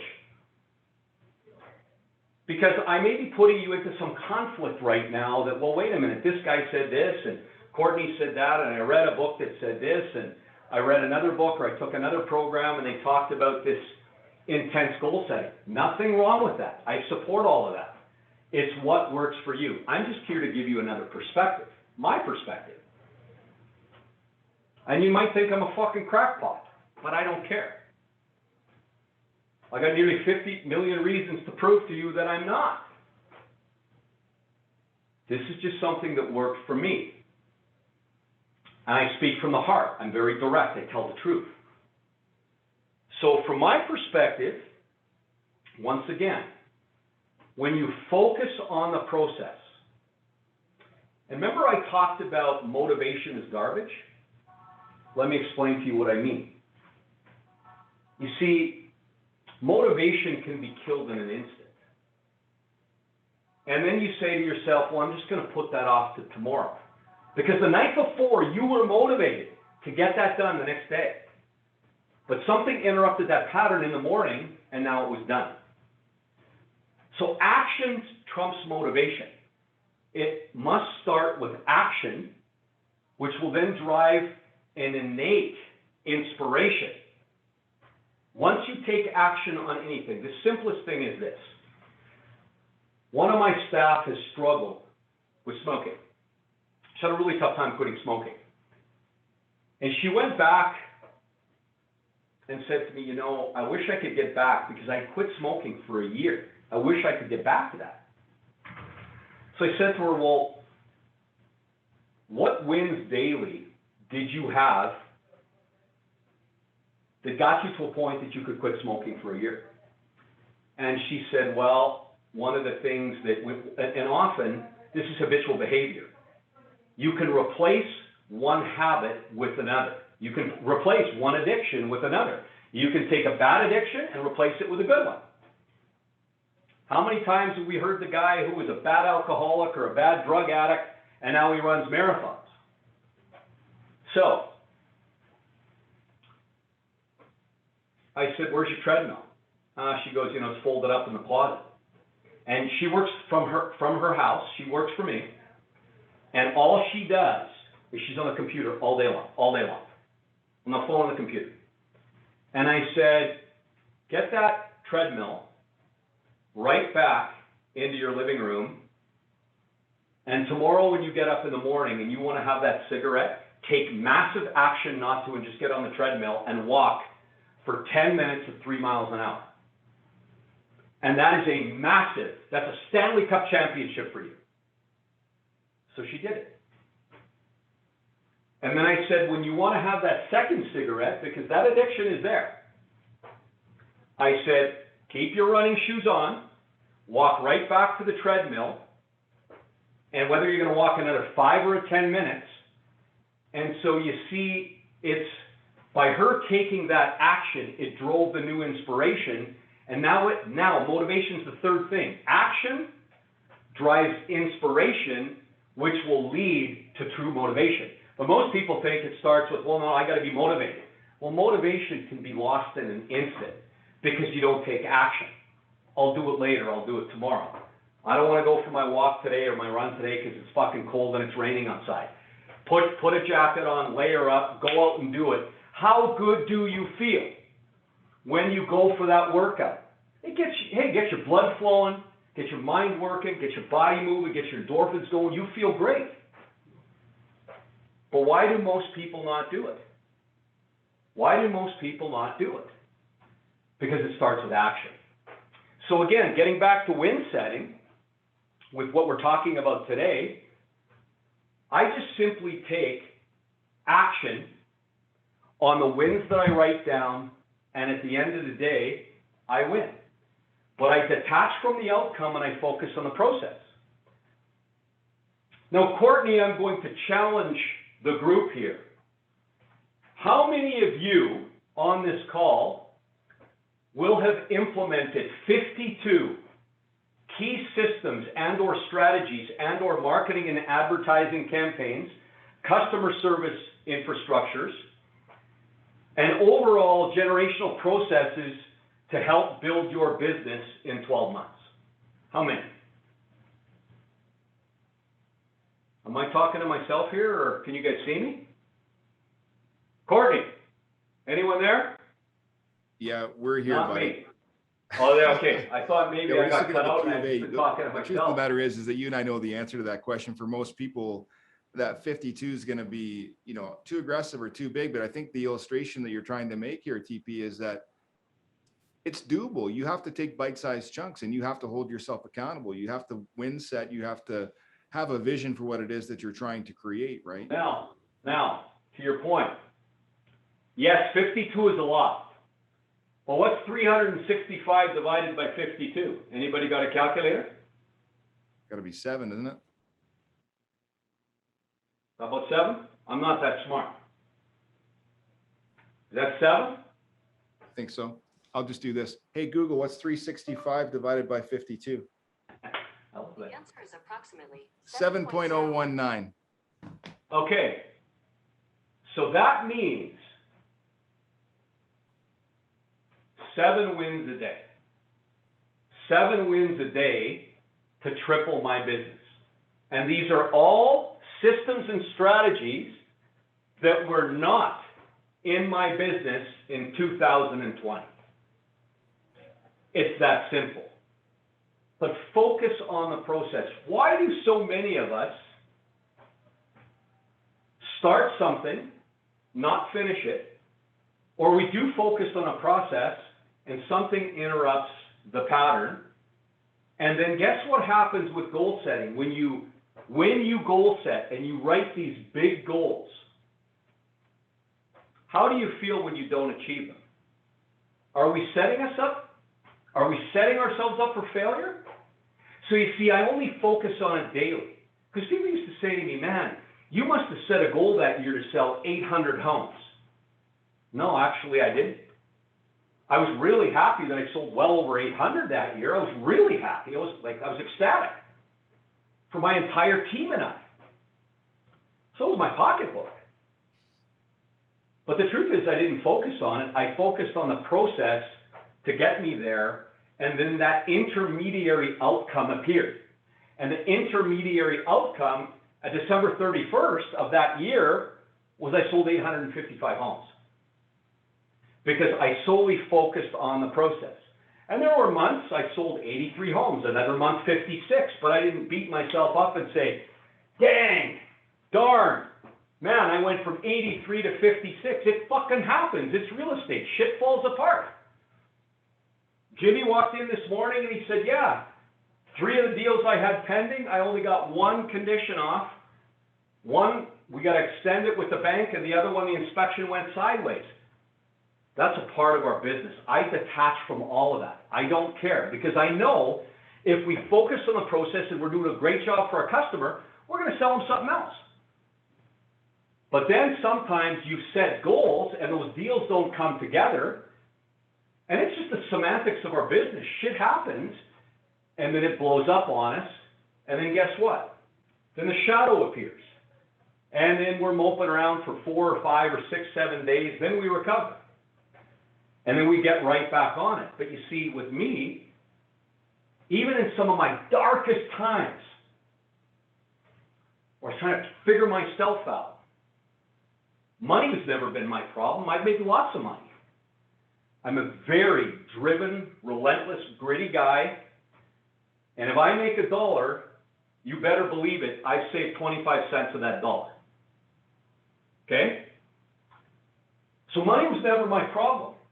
Investing in real estate, becoming my own best client was never my problem. I could talk to you for 24 hours straight about the shit that I've done, all good and bad. And with me, I'm an open book. And I don't give a fuck if you like me or not. Doesn't matter to me. I'm here to help you. You don't have to like me. I'm here to help you. But the reality is that if you focus on it daily, and focus on that process, guys, just trust me, focus on that process, and then at the end of the day, give yourself a pat on the back. Wow, 5 wins today, 4 tomorrow, 5 the next day, 6 the next day, and come Friday, Friday's always one of my favorite days because I look at it, I go, man, 27 wins this week, 30 wins this week, 22 wins this week. But anytime I have an idea, okay, I'm like an idea factory. I write it down. And then often, I know that maybe I can't work on that idea because I need some of my strategic partners to get involved with me to work on that idea. I will set, in win setting, what's called a measurable deadline. And you can ask Sarah, my assistant that comes in here, who was here earlier setting the shit up. She will tell you, when Terry sets a measurable deadline, we better get it done on that date. Unless something, you know, our hook falls off our fishing rod or something, when the hook's in the water, something happens. At the end of the day, we get it done. And that's all part of this year's 52, and these are the major wins. These are the daily wins. And when you put this all together and you focus on the process, if you do that, you'll double your income, guaranteed. So, you know what? Give yourself a pat on the back. You guys are awesome people, great human beings. But don't look at goal setting and sometimes not achieving those goals as being a failure. Oh, now I'm going to start all over again, and your head goes into the toilet for a little bit. Don't look at it that way. Just focus on the process, not the outcome. Focus on mini wins daily. And this changed my life because I used to be that massive goal setter.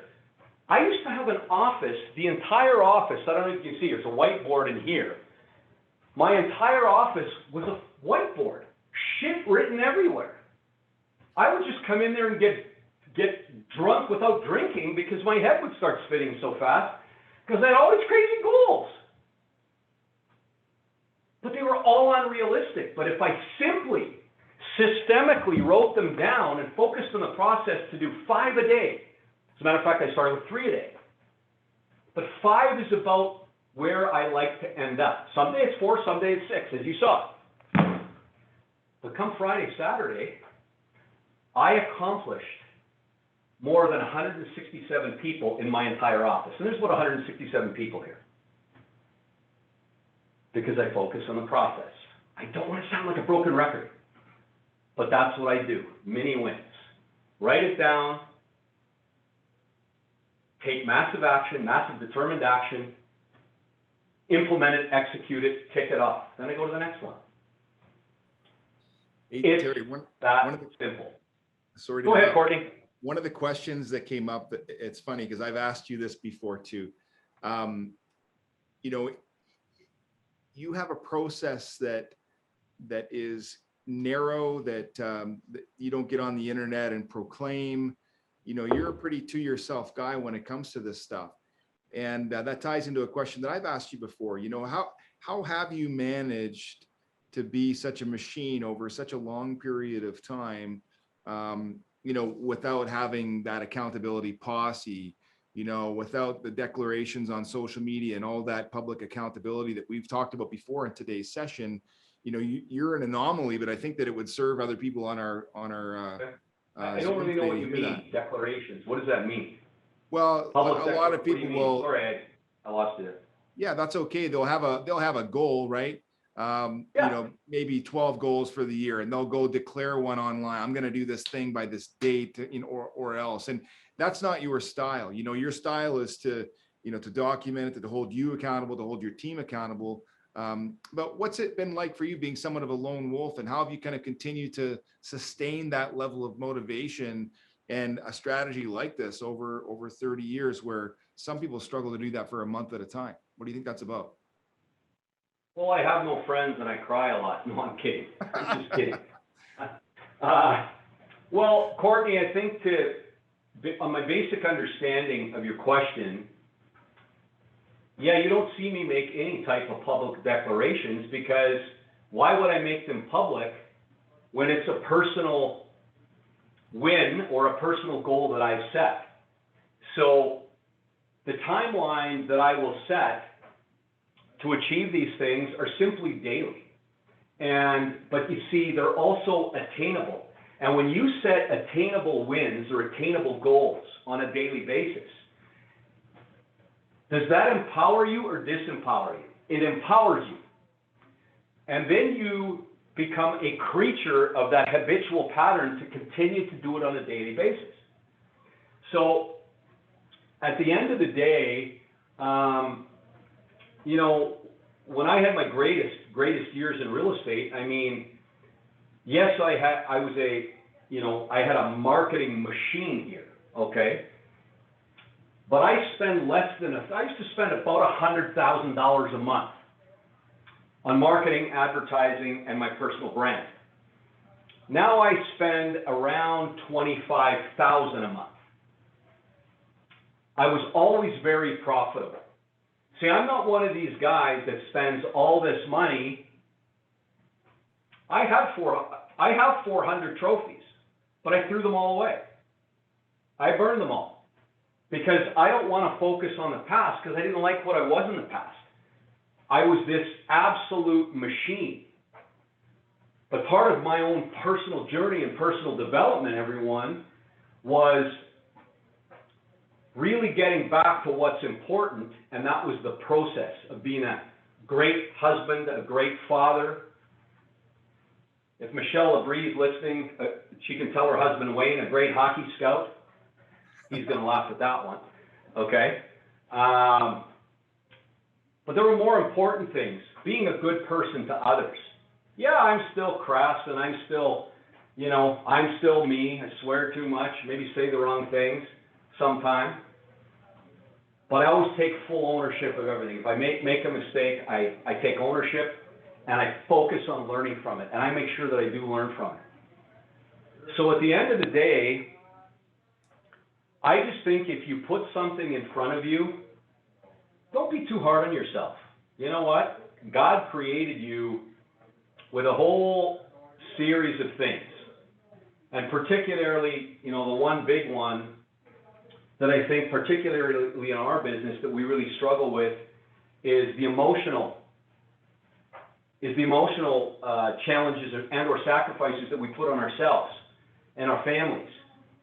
But you see, Court, if you simply focus on a win set mindset and you focus on that process by doing one thing at a time. And, you know, some people may say, I'm not so much of a person that wants to do that daily, but I'm going to do it monthly. Here are 5 attainable goals. And I'm going to write them down, and I'm going to look at them every day. And the next 30 days, I'm going to achieve all those 5. Well, 5 times 12 is 60. Do the math. One of the greatest books you could ever read is The Compound Effect by Darren Hardy. Oh yeah, but Terry, you sold all these zillion houses, you made all this money, I came from fucking squat, 0. I didn't have mentors or coaches where I grew up. I grew up in a tough fucking spot. And did some stupid shit. My passion was sports, hockey, soccer, that was my passion. But I will tell you something. They were all learning experiences. I've been arrested before, a long, long time ago. Stupid shit because I got in a bad fight. But I learned from all these experiences. I talk to schools. I talk to kids all the time about being the best version of themselves. The Compound Effect by Darren Hardy. Do you think if you improved 1/10 of 1% every day, would it make a difference in your life? If you improve simply 1/10 of 1%, and you accomplish 2, 3, 4, 5 things a day, small things, process-driven things, that's a 27% improvement in 12 months. Over 10 years, it's 1,000%. So let's say your first year in real estate, you sold 15 houses. What's 1,000% increase in 10 years? If you simply focused on the compound effect by getting better by 1/10 of 1% a day. I'm 56, I'm 175 pounds. I'm in real good shape. My highest was 228. I kept one of my suits. My suits were $2,500 custom made by Sama Bahassan, the Edmonton Oilers tailor. Glenn Sather, Peter Pocklington, any of you hockey guys out there, Wayne Gretzky, he made all the suits. Makes Connor McDavid suits. I kept one. This is where my waist was. I used to wear the shleki in Ukrainian, the suspenders, the big pants. I used to eat at Coliseum Steak and Pizza. Anybody been to Edmonton? It's by the old Coliseum. Best food in town. 4 days a week. One other day we went to Shepherd's downtown, Italian food. I ate like a pig. I drank too much. Social functions, speaking events. But I kept looking at myself in the mirror thinking, dang, you know, a $2,500 suit, I look fantastic. Because you don't see it in yourself. I was still going to the gym every day at 4 o'clock. Big, strong guy. I have a 31-inch waist. I'd show you my abs, but I don't want to show Courtney off here, and I'm kidding you here, okay? Here's the deal. I went to see the doctor. My blood pressure was through the roof. I was having chest pain. My cholesterol was high. I was always an athlete. What the hell happened? It was in 10 years. 10 years, I gained 50-some pounds. And I'll never forget, I got into this little road rage thing with this fucking asshole. I'll never forget, I was in my black Lexus. Calgary Trail. And I don't know, he cut me off and we exchanged, you know, pleasantries. And I rolled down the window, he rolled his down and he said, "What's your problem, you fat fuck?" That hit me. Fat fuck? What? Like, what are you talking about? You know, we went our separate ways. I'll never forget that comment. It interrupted my pattern. And it bothered me. And, you know, I'd look in the mirror like, you know, am I really, you know, like what's going on? So I simply made a small decision based on the compound effect, based on wind setting. I read all the stuff on keto, and I'm an athlete. I know how to do this stuff. But I didn't cut out all carbs, because how hard is it if you're a carb guy and you like potatoes and you like pasta and you like patahe and halakchi and all that good stuff like I do? How do you, garlic toast, how do you cut it out? I'm Ukrainian, I grew up with this shit. How do you cut it out? Small wins. So, you know what? I'd still have a steak, but instead of a bunch of fries, I'd have a salad, and I'd still have some garlic toast. And then eventually, I was able to cut out the garlic toast, and now I'd have steak and a salad, chicken and a salad. And lo and behold, with my same workout patterns, my same workout strategies, I dropped 20 pounds. Then I went to a nutritionist, got on a vitamin program. Then I ordered a product called Athletic Greens, which is just 75 nutrients, 1 scoop, 12 ounces of water every morning, bang. And that started to really clean me up and give me more energy. I won't get into the alcohol story because that's a whole other thing. That was another battle for me for years and years, and I get emotional about it. But I fixed it because I committed to it. I committed to it. Wasn't easy. Wasn't easy on me, my wife, but I committed to it. One step at a time, one win at a time. So I get it. We go through the roller coaster. But believe me, all I did, and I'm going to leave you with this, please play the long game. There are things that are going to come up for you. There are those daggers that are going to come at you. You got to let them go by and simply focus on the process. Please, in your life and in your real estate business, play the long game. Play the long game. Whether you're an individual agent, whether you're on a team. Listen, I've done it all. I really have. And at the end of the day, stay out of here, stay in here. We are all equal. Our blood is all red.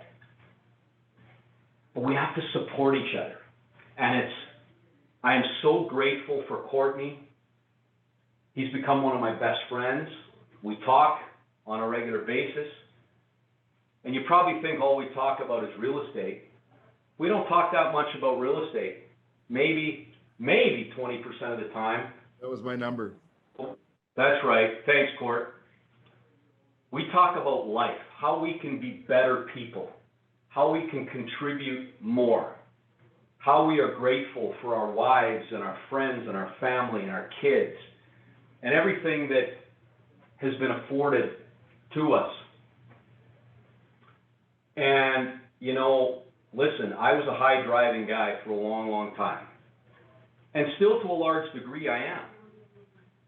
It's a relentless pursuit of excellence, but it's based on focusing on a process, not an outcome. And I just chose to play the long game. And when I think back, when I first started in real estate, the success I had in my first 10 years is truly extraordinary. And I'm not here pumping my tires. I want to empower you that, you know, it took 10 years, 12 years. And I hit some of the greatest highs in real estate. Now there's guys blowing me away selling twice the amount of houses that I used to. And I've been in some of these elite mastermind groups and I've had to leave because a lot of it just doesn't work for me. It's not real. It's who's going to spend more money. Often, you know, there's a term in the insurance business, ambulance chasers. Some of these guys, I call them trophy chasers. I burned all mine because I wanted to take what I learned from the past, but I wanted a fresh start, and it started here. But there were too many things, the trophies, all these other things that reminded me, even though I embraced that past and I learned from that past, I learned from it, I grow from it. I'm thankful for my past. Now, when it appears here sometimes and it creates conflict, why are you here? What are you here to teach me?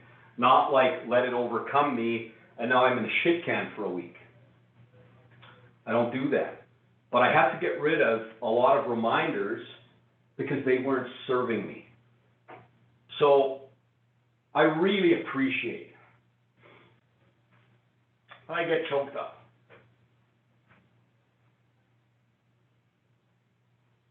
Because I went through it, I know. I know. Just focus on being the best version of yourself. And if you do that, hopefully I was able to share, I just shared my story. You got great info from everybody today, but this is just how I do it. I want to focus on the process, not the outcome, and just be a big, or probably be big, be a great person. I used to be big. Be a great person every day. And I had a Monday morning sales meeting, and I'm going to leave you with this. One of my newest team members, he said, what's one of the best pieces of advice that you can give me? Brand new realtor, really nice guy, younger fella. And I said, always be nice and give lots of yourself and don't expect anything in return. And you know what? Life will serve you well, and you will serve others well. Thank you so much for all your time, everyone. You guys are awesome. If anyone has any questions, I'm happy to answer a few, Courtney, if you have any. Yeah, I think most people are winding up, TP, because we were going to be done around 1 o'clock. So Okay. I think best if we go ahead and let you go. And what I'm going to do is just share some contact information for me, for you, for Ryan Weary, so that people that do have questions can circle back with us later. But we're a little bit over schedule. So I want to say personally, TP, thank you, brother. Love you. Thank Really you, buddy. appreciate- Love you, man. Yeah, all you do, man.